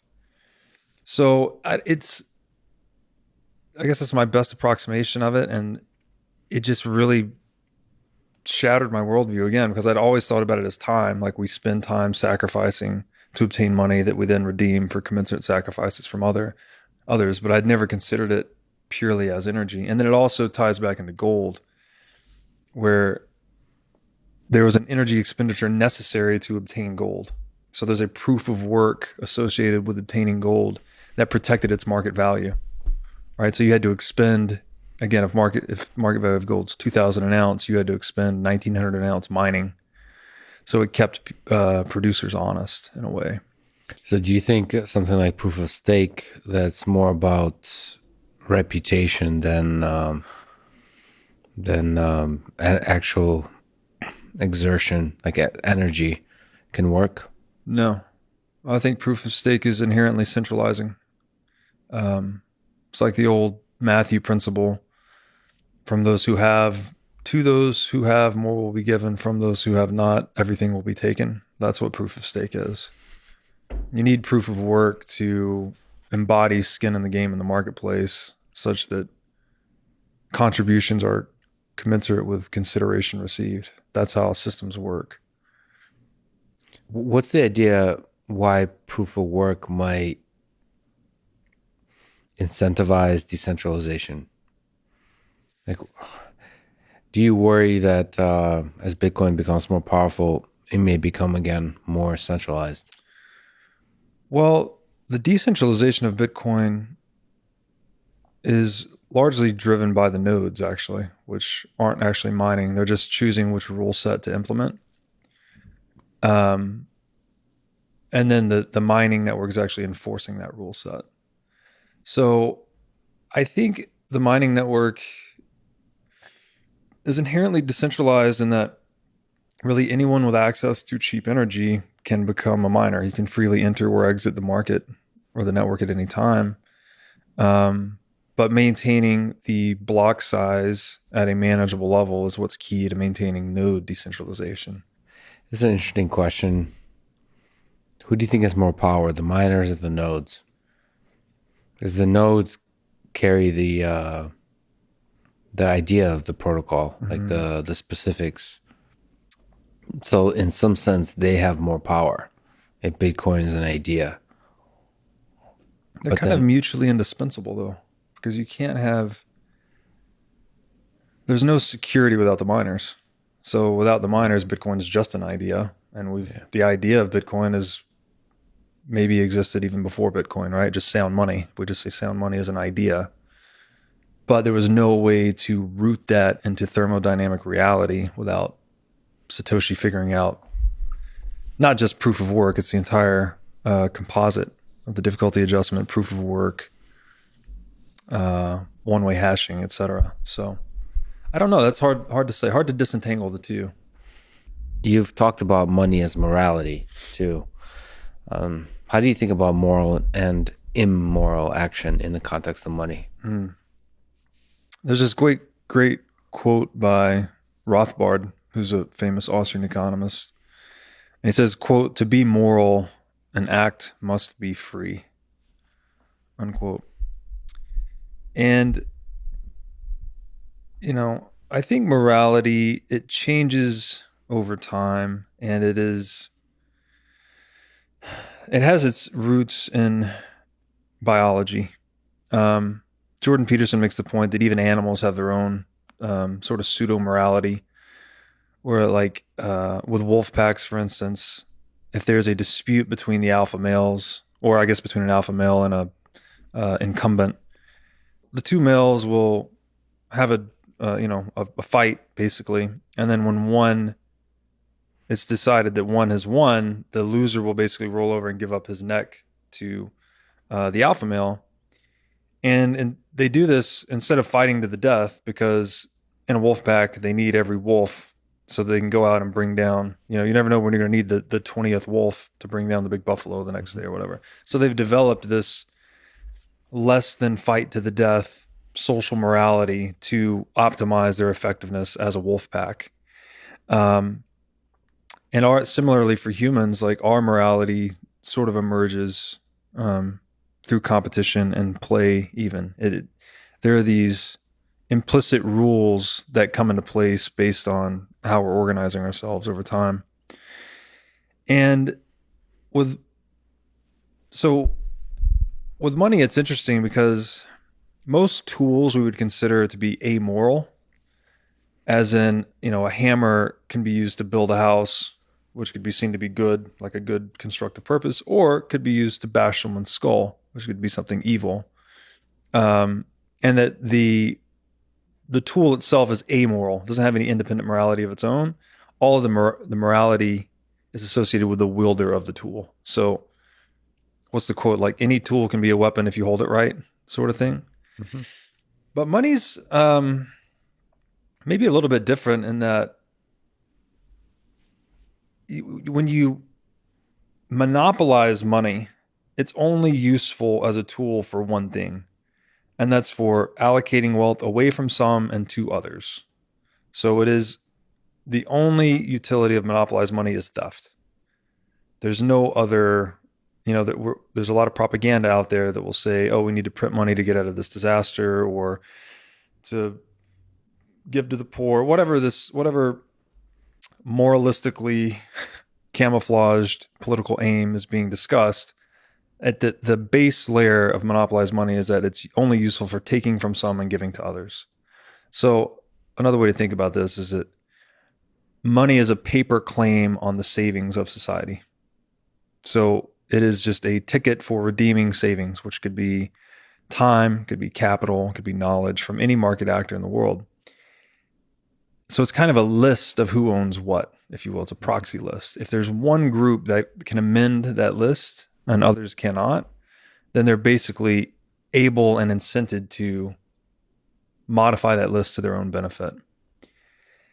And that's effectively what a central bank is doing. So a central bank is determining how much money to create. They're also determining who gets to receive that money first. Mm-hmm. And the first recipients of that money are going to be the beneficiaries in an inflationary regime. So those that receive the money last are the ones being robbed.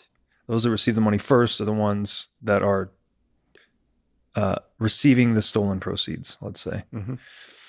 And this has a really corrosive effect on social morality, because if we consider that people's time horizon, which the Austrians call the time preference, the more short-term thinking you are, the more likely you are to engage in selfish behavior, right? If you know that it's all over tomorrow, you've been working your whole life to develop, this business or create this reputation or whatever your thing is, but you just are given the foreknowledge that tomorrow it's all going to end, you're much more likely to go out and just maybe get drunk and party that night because there's no more repercussions, right? Whereas if you know that you're going to live for a very long time, you're much more likely to plan for the future. And money is so we just say that your time horizon is closely related to your morality, right? The longer term thinking you are, the more moral you would tend to behave, the more you would care about long-term relationship building versus going out and getting wasted. And money too impinges very closely on our time preference. And again, time preference is the Austrian term. So low time preference means you're long-term oriented. High time preference means you're short-term oriented, which can be a little trippy for some people because it sounds backwards. But if your money constantly loses value, you are incentivized to become more short-term oriented. You are handicapped in your ability to plan for the future because your money, which is intended to be, here's another definition of money, as an insurance policy against uncertainty. So no matter what problems you encounter in the world, this money will best help you deal with those problems. Mm-hmm. When that insurance policy against uncertainty is injected with uncertainty, it's polluted with the uncertainty of inflation, your time horizon shrinks, your ability to plan long-term shrinks.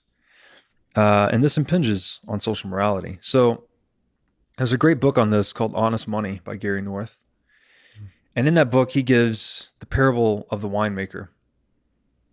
And the winemaker, if we just imagine a hypothetical winemaker operating a business in a centrally banked economy, and let's say his central bank just doubled the money supply to quote unquote save the economy.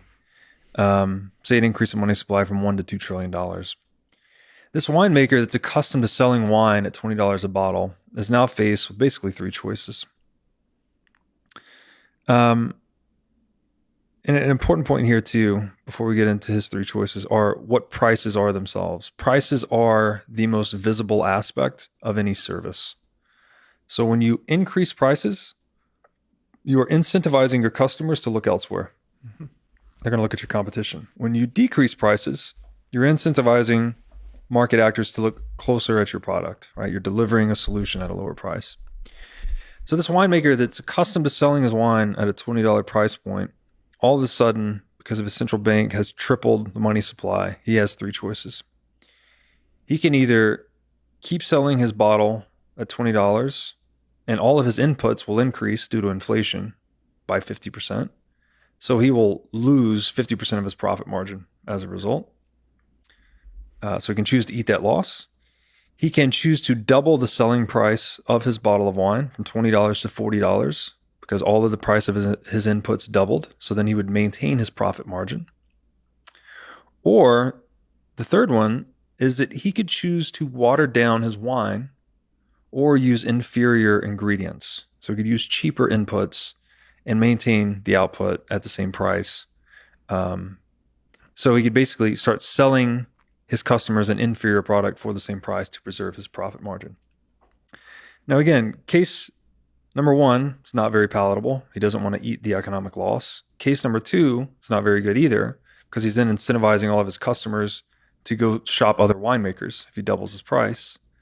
So human nature being what it is, trying to get something for nothing, inflation actually seeps into other industries by encouraging producers into option three, which is to deceive your customer in the short run. And again, this would be done initially at the margins. Maybe it's just a few drops of water. Maybe it's just some cheaper grapes. But over time, this inflation is actually inducing producers to weigh their financial well-being against their moral integrity. So it's forcing them into this dilemma that would not exist in a free market economy. And as they charge more money for wine that is inferior, the buyers of that wine, also living in a central banked economy, are also getting scammed by not only the inflation, but also the wine. So it becomes this kind of corrosive, contagious moral effect that propagates throughout an economy. And that's why I've argued in a lot of my writing that inflation is this infectious moral cancer on the world. I think it is tied back to a lot of the social strangeness we've seen in modern times, where, there seems to be a lot of fake people and a lot of fake businesses and a lot of scams, all of these things. I think it really is rooted in the money. And, Bitcoin, as the first money in history that has a 0% terminal inflation rate, or said differently, zero unexpected inflation. There's no theft integrated into Bitcoin. You can only earn it through work or sacrificing resources to obtain it. It is the antidote to this moral cancer that inflation riddles our society with. Again, you're blowing my mind a little bit to think about the ripple effects of inflation, the way it seeps through our interactions. So at the early ripples is the effect it has on the products, on the dilution of the wine. But also it might have ripple effects on the character, on the behavior of people. Mm-hmm. That's interesting. Artificial creation of scarcity, creating, having effects on society at the social fabric. Yeah. And I guess you're arguing the morality. It's perverting free market dynamics, which again, we said free markets generate pragmatic truth. So inflation distorts price signals, which means it confuses capital allocation. Yeah. So we're trying to solve problems, but all of a sudden we can't tell if this price increase is a matter of true supply and demand change or a matter of policy change. So it clouds our economic perceptions. It suppresses innovation because now you've exacerbated the boom and bust business cycle. People are going to overborrow and go into projects that they can't profitably sustain. So then there'll be a huge collapse. So that actually breaks the market's function of generating innovation. And then, yeah, I would argue too that it pollutes our pursuit of virtue. Let's say. Maybe it's pushing back, but I don't think so. It's not as clear to me, perhaps because I haven't thought about it deeply, that money is core to life and human interaction. Because there might be other forces, other fraudulent forces, other things in human nature that are creating these effects as well. So it's clear, I think you're articulating really well, that there's these negative effects from inflation. I wonder if there's other not undiscovered, but ones we're not making explicit now, forces that are creating the, all the things we're seeing now with, like you said, cancel culture and all those things, but also the negative effects on the quality of products and the excellence of the creativity and the innovation, all those kinds of things. I wonder if there's other factors. It's kind of, listen, it's compelling to think money's at the core of it all. Like if you fix, I forgot what the phrase was. Fix the money, fix the world. Yeah, fix the money, fix the world. That, again, things that sound good, I'm skeptical of by nature. So I wonder if there's other things that are beyond money that are somehow deeply integrated into our human nature. Another one related to money is social cohesion itself. So very simple anecdote for this was the more you increase the inflation rate, social cohesion is inversely proportionate to that. So the extreme example would be hyperinflation, right? Where the money is produced in such excess that it loses all meaning and relevance. So today in Venezuela, there is cash clogging the gutters, clogging the streets, clogging the sewer system, because the cash has lost all relevance. And so anecdotally, we would suspect that, okay, if there's a inverse relationship between inflation and social cohesion, if we could then take inflation to zero, couldn't we theoretically increase social cohesion to its maximum? So another way to say that is inflation is a de-civilizing force, whereas natural price deflation, which would occur in a hard money economy where there's either a fixed supply of Bitcoin or a relatively scarce supply of gold, for instance, that lays claim to an increasing capital stock of goods and services, prices would naturally decline every year as we became smarter. So the market price becomes a reflection of our collective knowledge. So by letting prices decline naturally over time, we can actually induce civilization. But by trying to force prices higher all the time via the central bank, we're creating the opposite effect. So we talked a little bit about the Soviet Union, and I happen to have lived through the collapse of the Soviet Union. And so what are the factors, the causes in your mind to why the Soviet Union collapsed? So definitely a multivariate situation. I think there's a lot of factors. One that jumped out to me recently, again from that documentary that I didn't note before, was that at one point Stalin eliminated, I think, 75% of his intelligence force. Which I think when you're competing with another nation state, and intelligence and covert operations are very integral to your survival. I think that was definitely a shot in the foot. But at a higher level, I would say that capitalism and communism were each resource strategies of the 20th century nation state. And they seem, we commonly consider them to be diametrically opposed, but there's actually a lot of commonality between the two. The difference would be that in Soviet Russia, as we alluded to earlier, they tried to completely replace price signals with this nationalistic faith and devotion. So they removed the economic nerve signal, which coordinated the allocation of capital over time. So this inhibited their ability to generate wealth. Whereas in the United States, we left most markets open to free enterprise. So we honored the integrity of price signals and we allowed people to trade and accumulate wealth. Um, so in every market except the market for money, both markets maintained a central bank as we've gotten to. So I think in a really big picture standpoint, that's why capitalism outcompetes communism, is because it is able to generate more wealth than communism was, and therefore was able to put financial pressure on the USSR until it reached the point of bankruptcy, essentially. A similar model, I would argue, is that for the same reasons we saw capitalism outcompete communism, which I think at the data that I recall was that the USSR's economy was valued at close to 1/3 of its inputs. So if you just didn't do anything inside the USSR and just sold all the raw materials that were going into it, it would have been worth 3 times as much as sending the materials in, running it through the efforts, and then shipping things back out. It was value destructive versus value creative. And I would argue this is because, again, the centralized computing model versus decentralized computing model, it just became more and more corrupt over time. It got to the point where I think most of the occupations in USSR towards the end were as informants, right? They were working for the state. Jordan Peterson makes this point too, that at some point it was actually illegal to be sad in Soviet Russia, because if you were sad, you were contradicting the utopian view of the state. So if you were sad, you're implying the state's not doing something wrong.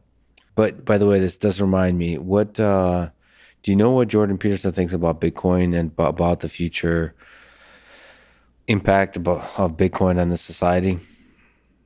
No, I don't actually. We're hopefully going to be talking to him soon about that. We did a book club on his book Maps of Meaning, and he engaged with us about it. So we're hoping to deliver the orange pill to Mr. Peterson. The orange pill.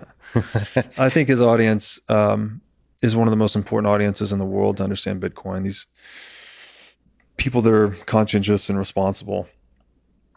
I think they'll quickly understand Bitcoin's value proposition and help elucidate it to the world. I'm trying to remember what he said about it. Basically, I think his support of Bitcoin is grounded in the kind of people who are opposing Bitcoin. So without understanding Bitcoin, he starts to like Bitcoin because of the people who are opposing it. You start to, I mean, that's partially why I am interested in Bitcoin. It's like all the people in power and all the kind of shady, fraudulent, non-genuine people who are dismissing Bitcoin are making me think, One of Jordan's definitions of God is, he says, God is found in the truthful speech that rectifies pathological hierarchies. And I think that is a beautiful definition of what Bitcoin is doing in the world, and that we have this pathological hierarchy called central banking, by which the rich get richer and the poor get poorer, that is used as a mechanism for perpetual theft and funding warfare at a global scale. Like Ron Paul said, it's no coincidence that the 20th century of total war was also the century of central banking. When you have an institution of currency counterfeiting, which the central bank is, you are no longer bounded by your own balance sheet when you go to war. You don't have to just go to war on your own resources. You can now pillage the Commonwealth and pilfer the savings of society as a whole before you go bankrupt. And indeed, this is what Hitler did, right? Hitler hyperinflated in the Weimar Republic to fund his war efforts. And frankly, every dictator, every world war, every internment camp in history was made possible by the weaponization of money in fiat currency. So I know Jordan Peterson is a huge proponent of free speech. And I think that's ultimately at its deepest essence, that's what Bitcoin really is, right? It is just the purest form of monetary speech we've ever had. And by purifying that primary operating system of human action, I think we can eliminate this pathological hierarchy that is unfortunately the dominant institution in the world today. Yeah, I'm definitely, especially with these explorations of Bitcoin, this journey I've been on, I'll revisit some of some of the aspects of human history that I've been looking at, like Stalin and Hitler, with a from a perspective of a monetary perspective. Mm-hmm. Like, what are the effects of inflation? Mm-hmm. How was it used as a tool in gaining power, in maintaining power, in manipulating the populace, in doing in inflicting suffering and I would say evil onto the world. It's interesting. It's interesting. I'm gonna have to sort of go back into the whole. So I tend to focus more on the human nature Mm-hmm. and less about the tools that human nature leverages to affect change. But Mm-hmm. you're right that in some sense, money is a tool which can be effectively used to perform moral and immoral actions depending on how it's used. And there's a feedback between the two, right? There's specifically with money itself, it's the here's the way I've been posing it lately is that I actually think we typically think of people as good or bad, or we're, again, trying to label people all the time. But I think people and their characters are emergent properties of the incentive structures they inhabit. Yeah. So, what does Charlie Munger say? Don't show me the incentives, I'll show you the outcome, kind of thing. This is a flawed incentive structure we've been operating within. Now, I'm not speaking to the intention. People want to argue with me all the time. Like, Jerome Powell's not a bad guy. He's doing his best at the central bank. He's doing what he thinks is right. That's fine. Whether that's true or not, it actually doesn't matter. The intention is divergent from the outcome. The institution that they are running is premised on deception and theft, and it is handicapping the productive economy. So when even the terms we use, printing money, you're not creating any new value. You're not infusing the economy with anything, any new productive factors whatsoever.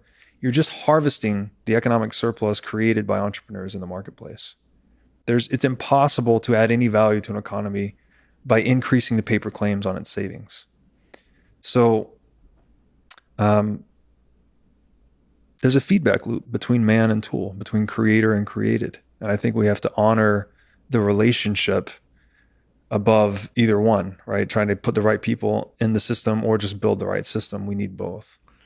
Do you think the interesting question of whether the people that are in control of central banks or in positions of power there, if they themselves are malevolent, if they themselves are bad actors, or they're simply like leaves floating along the river, sort of just a cog in the machine, an ant in an ant colony that operates in a certain kind of way.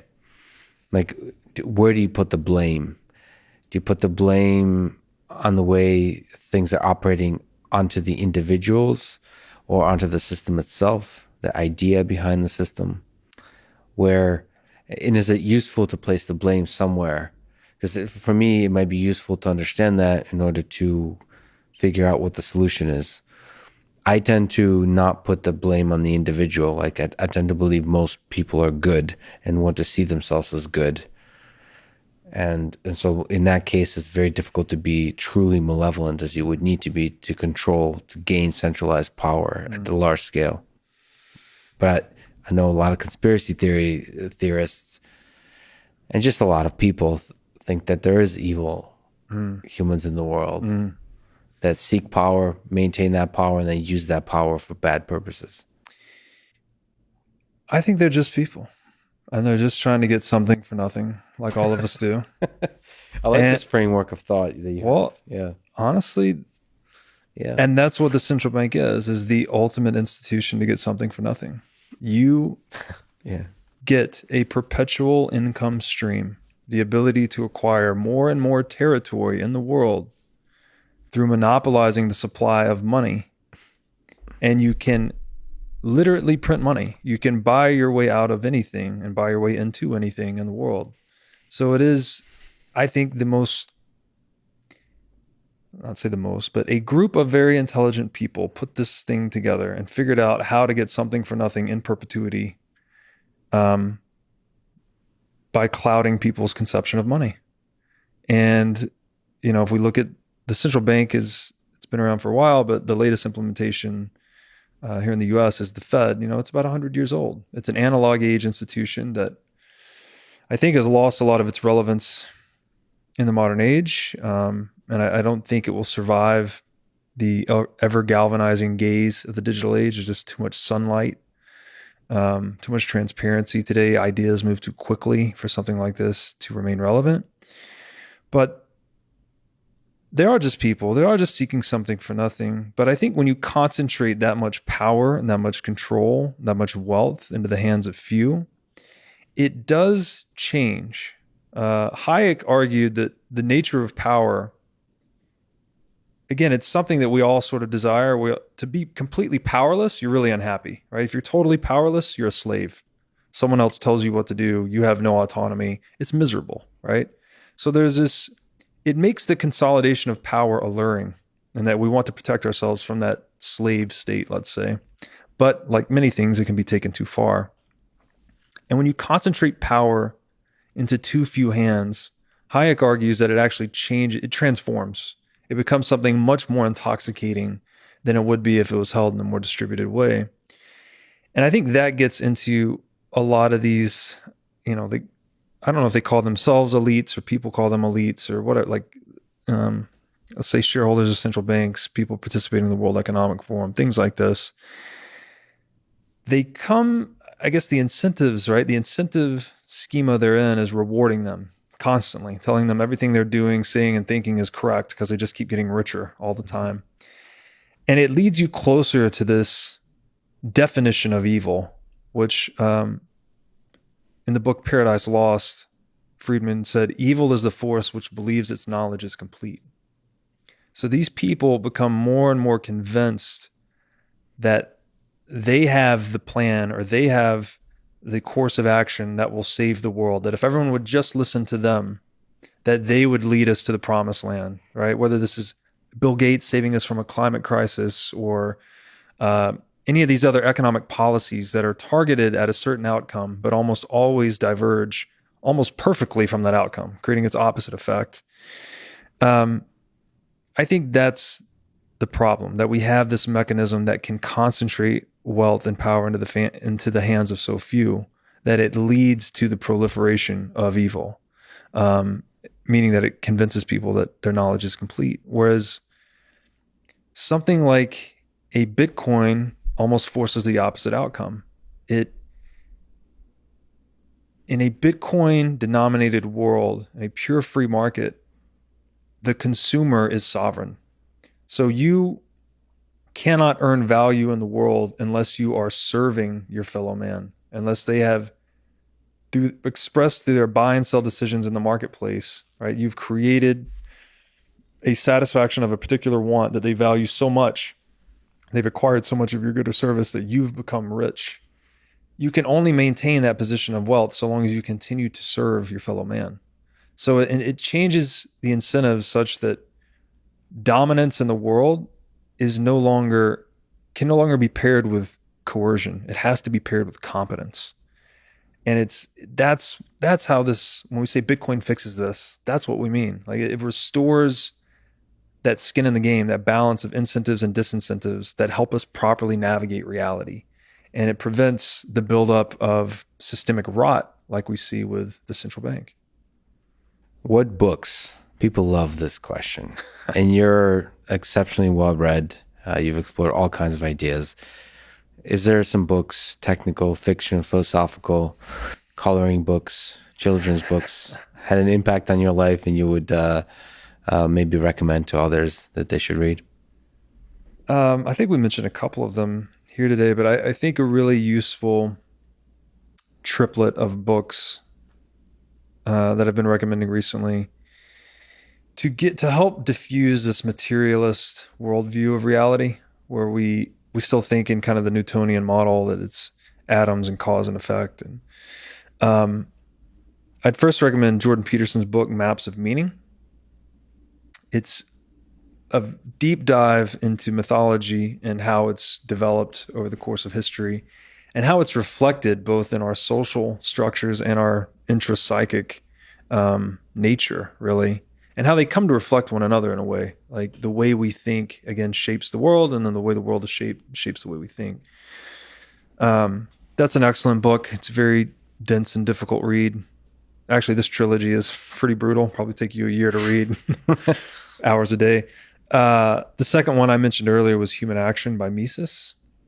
The ultimate tome on Austrian economics will help explicate this realm of relevance, I think, that economics truly is, where, again, there are things, and then these things become means or ends once we channel our purpose through them. So this realm of non-materialist relevance that I think is really important to grasping economics at a first principles level. I think that book lays it out tremendously. And then the last one would be, I think I mentioned this at the beginning, was that book Leela by Robert Pirsig, where he's, making the case that value is fundamental. And all of these books, they kind of all point to that, actually. They're pointing back to value being the fundamental thing, values expressed through moral action as being the fundamental substrate of reality. So it'll if you're like me, that I grew up quite scientific minded, it'll help diffuse some of that and maybe retrain you to the other side of reality. So you said these books are difficult. Maybe you can comment on which aspect is difficult. Is it just the technical nature? Is it the length? Is it the depth of the ideas, or how long it takes to integrate them? And more sort of importantly, is there recommendation, advice you can give on how to integrate these ideas, how to read, how to learn in this space? Is there, from your own life, like, how do you enjoy taking in ideas? And this could be for these books, but also in the Bitcoin world, and reading a bunch of different ideas written by others, just integrating stuff, even watching podcasts and all those kinds of things. Yeah, I'm a reader. I love to read. One of the most useful things I've ever done was take a speed reading course. I actually think there's a version of this available on Tim Ferriss's website. It's like a 30-minute speed reading course. It's all about eye movement. Instead of moving your eye continuously line over line, it's more about jumping, and your brain, you can train your brain to just absorb words in their totality versus kind of reading word by word. And also not, I haven't fully taken that journey actually, but I remember taking a few steps on that journey, realizing that I'm speaking inside my head. Yeah. I'm saying the words inside my head, and that's actually getting in the way. That's right. So there's a lot of little hacks like that. I maybe lazily, I'll have to, now that you mention, I'll have to revisit this. Yeah. But I have convinced myself that I don't need to read faster, because that's not ultimately the bottleneck. The bottleneck is in me thinking about stuff. In fact, I like reading really slowly, or so I convinced myself. Because ultimately it's not about gaining more information. It's about time spent thinking deeply. Yes. But maybe that's just me being very lazy, because yes, it's true, it's important to think deeply, but maybe I could speed up the consumption of information. Well, it's fun. I like to be dynamic, actually. So usually speed reading initially, and that diffused that internal dialogue for me, because when I was reading one word at a time, I was having that too. You almost get a feedback in your own head when you're reading the word out loud and it's clouding your thoughts. Yeah. If you're speed reading, you can't do that. Yeah. You're taking in groups of words at a time, so you can't internally verbalize it, I guess. And then I also am really big on annotating, underlining, writing in the margins. I prefer a physical book, but I also read the Kindle a lot because it's just so convenient. Anywhere you're waiting in line, or every night before bed, I'm reading my Kindle. And I also advocate rereading a lot. So if you found something that, struck you at a deep level, or you found particularly fascinating, like, you have to listen to that. That's your mind or your spirit's signal that is something meaningful to you. And you should, to your point, reread it, sit with it for a long time, write about it.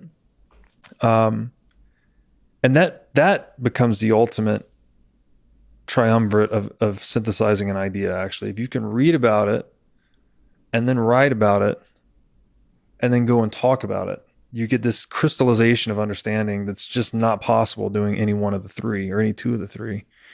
So definitely highly recommend people to do that. And in terms of how are those books difficult? I mean, in every way, they're all long books.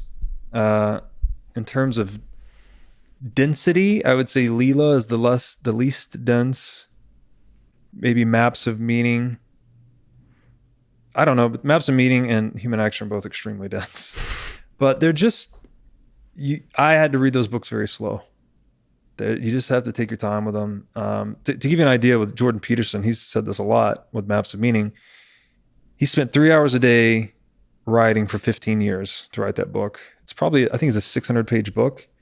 He said he estimates he rewrote every sentence in the book 50 times, 50, to try and get it, just perfected.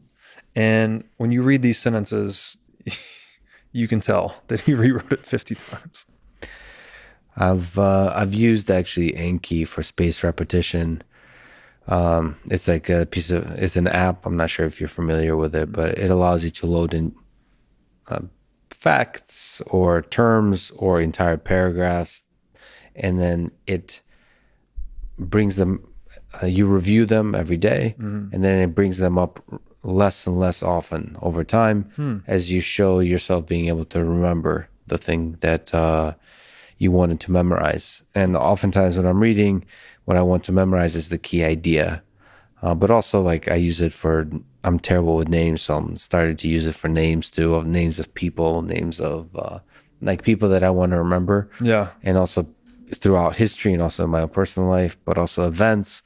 Dates to me are usually not important, but sometimes dates are really important. And so it's really useful. I recommend it highly. Naval, I think, mentioned a piece of software called Readwise or something like that. That I hope I'm saying that correctly. It's something like that.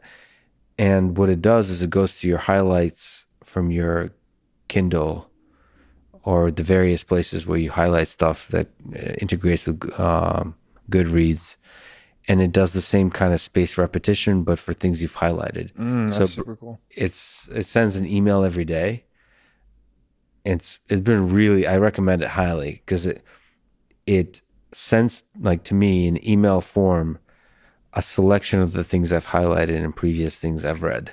Wow. And it's like this weird, like, shock to your memory of that sprinkles, like, I have probably way too much Orwell in there. And it just kind of like, it brings you back. And these ideas because what you realize, depending on how you highlight, but at least for me, and I think it's probably true for a lot of people, the things you've highlighted had at that moment like an emotional impact on you. Yeah. And so, like, these things are just like hitting you hard again. Yeah. It's like, whoa. It might not be meaningful to anyone else except you, and it's something I recommend. You never know with these, like, hacks or tools and so on, like, what's actually BS and what is amazing, and that one is kind of amazing. So, at least for me, it works for me and Naval. I think he's the one. Readwise, you said. Readwise, yeah, or something close to that. Yeah, it could be Read something else, like Read Wealth or something.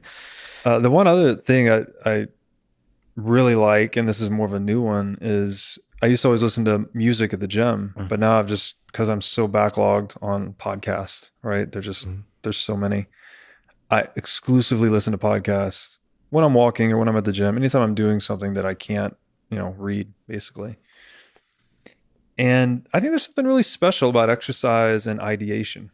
I mean, I don't know if this happens to everyone, but my creative juices just go ballistic when I'm at the gym. Like, I hit a certain point of, I guess, heart rate, and you're sweating enough, then the ideas just start to flow. Yeah. So I'm basically at the gym now listening to podcasts, exercising as fast as I can to try to get to that state of, where you're just strenuous exercise, I guess you would say. And then I'm end up typing notes into my phone as fast as I can with all these ideas that are flowing. So I've created a lot of good writing out of that. Yeah, it's kind of work. So I do running quite a bit. So running outside, and I'll listen to. Okay, I told myself this has been going on for about a year. Uh, is I only listen like the stuff that's either World War II or World War One related. So Hitler, Stalin, like difficult historical stuff, and also listen to brown noise. So those are the two modes. So brown noise helps me. This is like white noise, but like deeper, I guess. It helps me remove the world. At the gym, there's a lot of distractions. When Mm, you're running, there's a lot of distractions. It helps me remove the world. So, one, I'll be listening to difficult historical ideas. And then when my mind is all of a sudden starting to generate ideas, mm, I'll listen to brown noise and I'll then force myself to think. mm. It's kind of, it's meditative in a sense. And your mind wants to be lazy. You want to you it's hard, man, for like running and thinking, in Mm. the sense that some of the ideas that come into your head are pretty heavy. It's about your own life. Your own demons come in there, Yeah. but also just difficult ideas that require you thinking through and persevering through that, like not letting yourself get lazy and like thinking through it has been really for me rewarding in the same way that you're saying is it is for you. It's true that like podcasts and music, like shallow, like funny podcasts or music have been a kind of filler distraction. Mm. But informational podcasts, like podcasts that have some depths of ideas or audiobooks, have been truly rewarding. I try to listen now less and less to podcasts that are just fun Mm. because I feel like I enjoy it too much and I don't allow my mind to get bored and to think through stuff, Mm. to explore Yeah. ideas. It's so easy to fill the space that usually would be thought filled with thought, and instead fill it with fun podcasts. Like Yeah. there's a bunch of comedy podcasts I really enjoy. So there's value to that, of course, but you have to realize it's entertainment. It's not. Yeah. It's not. You don't get much value except entertainment Right, from it. right. And there's utility to the boredom too, I Oh think, yeah. where to give your mind the space, I guess your subconscious maybe the space to chew on some of these problems, right? Yeah. Where you've imbibed so much knowledge, you've highlighted and thought about something, but then you need to stop thinking about it for a while and let it marinate in the subconscious. And then, these flashes of insight that people have described, sometimes I get them in the middle of the night, like I just wake up from a dream and have them and I got to write it down, or sometimes it's in nature, taking a walk. But I think that's very important too. We can't just brute force our way into understanding. There's this interplay between kind of the brute force reading intake and then just relaxing, meditating, sleeping, being bored, uh, letting your subconscious do the heavy lifting. And there's like you should be aware of the fact that there's a war for your attention going on. So there's a lot of Yeah. there's been better and better and better mechanisms that are designed to steal your attention. So I kind of see it as a war zone between my right for boredom Yeah. and the internet wanting your attention. In fact, Clubhouse as an app has been. I'm probably not going to use Clubhouse much anymore because there's some aspect of my own inner loneliness and whatever it is that pulled me into Clubhouse a little Yeah. bit too much to where it robbed me from that lonely time alone where I sit and listen to Bruce Springsteen and think about life. Right. So I want to. That's way more important. That's way well, yeah. At least it's all in balance because there is a clubhouse, like a lot of these social networks, when used right, can be a way to discover new ideas, new Right. people. Yeah. But the boredom and just being alone with your thoughts is Yeah. priceless. Absolutely. And you got to know yourself, right? Like it took me a long time to realize I need solitude. Yeah. Like just how I'm wired, how I'm built. I need like an hour a day solitude. So you got to listen to that part of yourself. You might be compromising something like that where you feel like you always need to be with your girlfriend or whatever it may be, but I would suggest listening to that voice. Yeah, I try to I try to remember things that made me feel good over time, like long term had positive impact and long term had negative impact, and do more of the former and less of the latter. Yeah. We don't often think like that. We talked offline about like carnivore diets, for example. I try to remember that carbs don't make me feel good. Yeah. In the That's moment, hard. it's hard to It's remember hard. that. It's hard. But like, you have to remember that that's the case. And in the same way, exercise, it's hard to remember that exercise makes me feel good. Like if I, Especially when it's time to go to the gym, right? especially when it's time to go to the gym, but you should remember that Yeah. because the kind of person you are without exercise, for me, yet just like you beautifully said, that you have to know yourself. The kind of person I am without exercise is a less good person, a person I'm less proud of. Yeah. The food thing is so hard, by the way. I still, I can't tell you how many times I've learned the lesson, like, don't eat that. But then, you go a few weeks of not eating whatever that is, and you're feeling good, Yeah, and then I don't know, something creeps up inside you, like, you could just have one, or you could just do this. But for me, it's sugar. Like, sugar just makes me feel terrible. But I always, not always, but if it's been a long time, I start to make that exception in my mind, like, oh, you can have a little bit, yeah. and then I eat it and I feel terrible. So I don't know how many times I've done that dance, but it's not cool. Well, it depends on how painful it is, and then you learn the lesson. I actually embraced the fact that I'll never learn the lesson with vodka. Mm. Every time I drink, especially with Russians, is like I quit drinking every time, and then I forget. There's like a slow drop off. It'll be like 2 weeks, and then Nazdarovia. that's Right? that over. Very good. So it never makes me feel good. It never results in anything good, except the beautiful social chaos, Yeah. which is ultimately somehow there's value to chaos too. Yes. There's value to that. Whatever the hell stupid stuff you do when you get trashed, the over the top emotion of love usually or whatever, Yeah. camaraderie. There's value to that too. Like as I get older, I realize because the world sometimes, especially when you get older, and the world wants you to be an adult. In order to maintain the youthful spirit, you have to use all the tools you can. Yeah. And alcohol is one of them. Right. To do all the stupid shit you can, even if you're like getting older. To lower the inhibitions and Lower the again, it's that taste of uncertainty that is the sweetness of life, right? To be able to go out and be a flaneur at a party and not really know what you're going to do. And we have this draw to the wild side of life.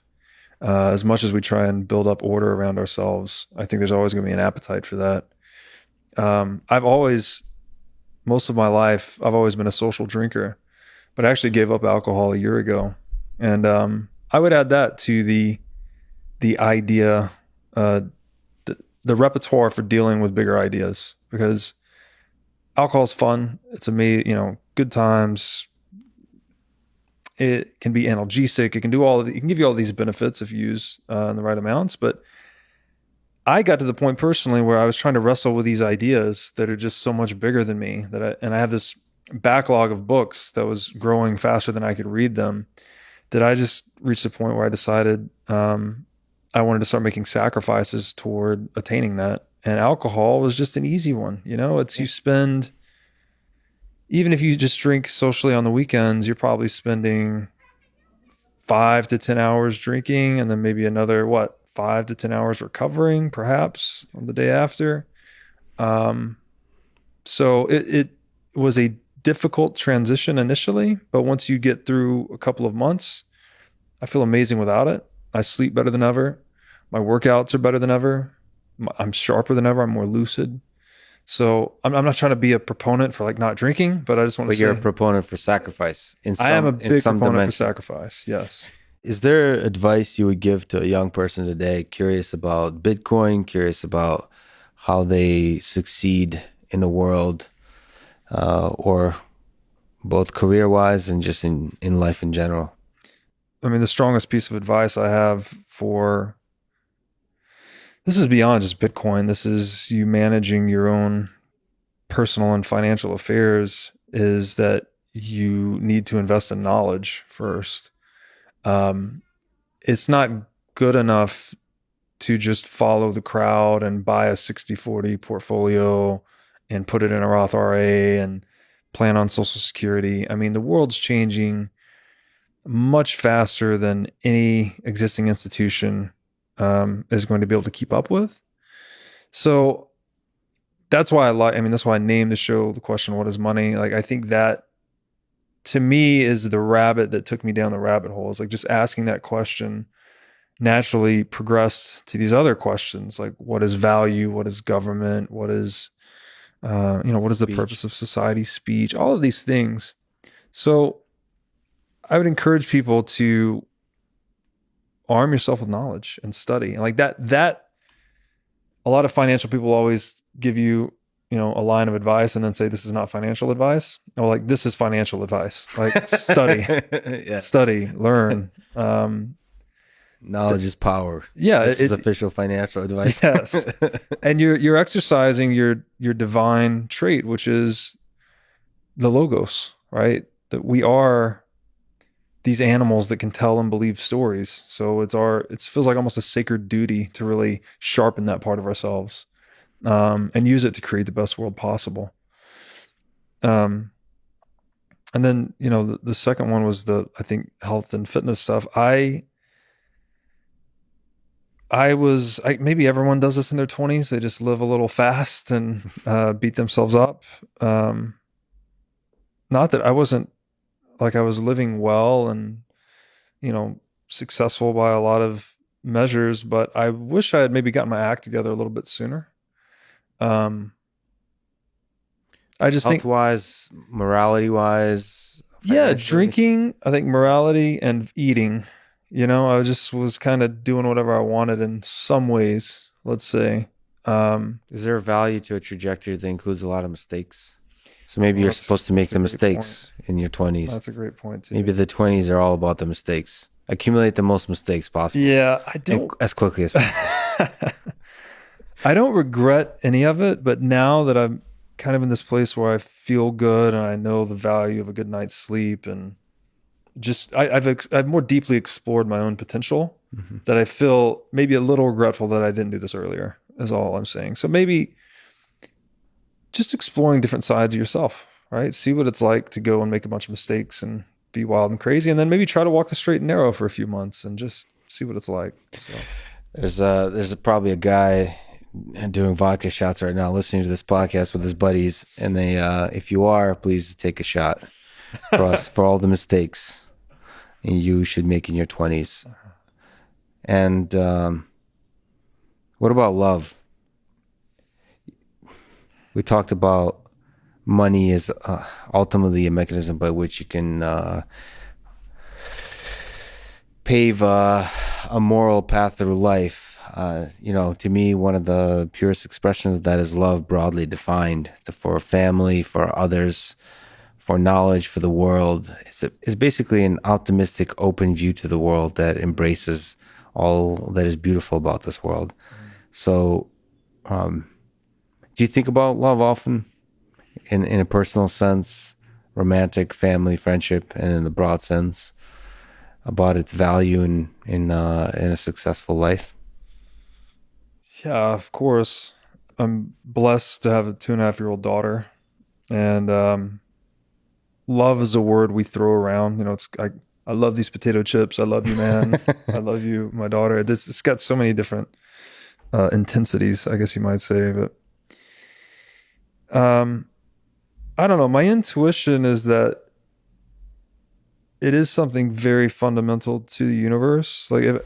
Again, I know words don't do it justice, but if we just proxy love with selfless action, Mm-hmm. the whole damn universe is selflessly acting, right? It's just unfolding. And it may sound a bit hippy dippy, but my intuition is just that love is the core of it somehow. Um, I don't have anything to back that up, really. It's just, In the way you're framing it, it's making me think that love. We talked about sort of meditation is, as opposed to thinking from an egocentric perspective of you, the individual operating in this world, is allowing you to be empathetic towards the world and mm, thereby think of the universe, think of the world acting through you, mm-hmm. almost like accepting this notion that ideas have you, you don't have That's ideas, right. that you're not existing in the universe is existing through you. It's sort of Yes. like that's what selfless in that context means, is like embracing that thought. And that's a weird thought. It's a weird thought that we're just here for a little bit of time. These meat vehicles, Yeah.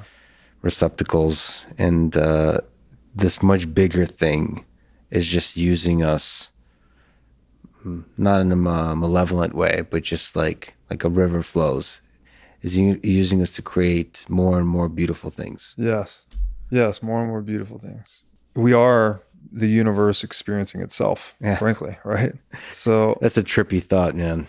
yeah, That in some sense the universe created us yeah. to experience itself. And we are one of the highest forms of beauty that nature has created, right? If we just think one of the most complex and adaptive thing, we're a reflection of nature. And another thing that comes to mind here is that Dalio has this quote where he says, truth, or more accurately, an accurate depiction of reality is necessary for any good outcome.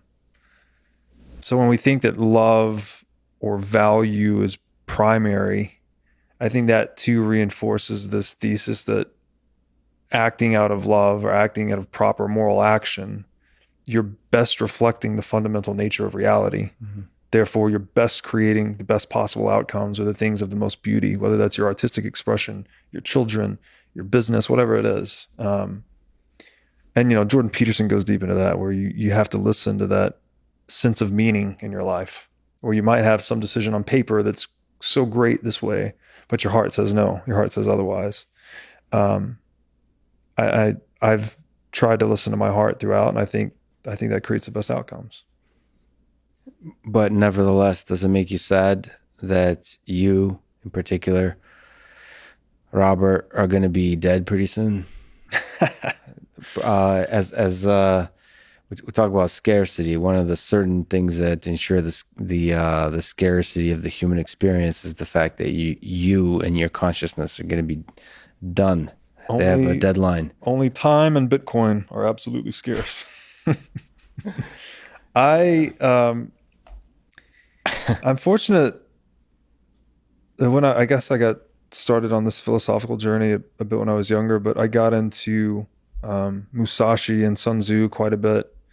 Musashi wrote the Book of Five Rings. Sun Tzu wrote The Art of War. And one of the things that, these guys were just absolute beasts. They lived and died by the sword, and they were just very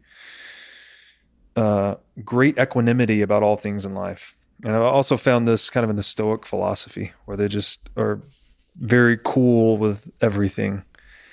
And one of the lines there is that the way of the warrior is the resolute acceptance of death. And so I've always tried to think about that. Like, of course, I experience fear. I experience, everything that you do in a meat suit, right? Like anxiety and all the things. But I always try to have that higher order view of myself, and that it's just a certain experience occurring at a certain level, but it shouldn't override your kind of highest order self. That's just resolutely accepted death, and that this is your one play in life. So hopefully that propels me towards proper action. I think scarcity cannot help but lead to something good. Just like with this conversation, sadly, must come to an end.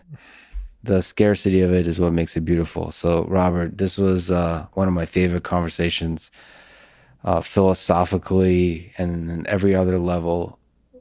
Just the ideas and the way you express them around Bitcoin, around morality, around money, has been really inspiring and really educational. And I'm glad you're out there fighting the good fight. And I'm glad you wasting all of this time with me. It was really fun. And thank you for coming down to Texas and having some good old brisket together. This is really fun, man. This is awesome, Lex. Thanks for having me, man. Thanks for listening to this conversation with Robert Breedlove.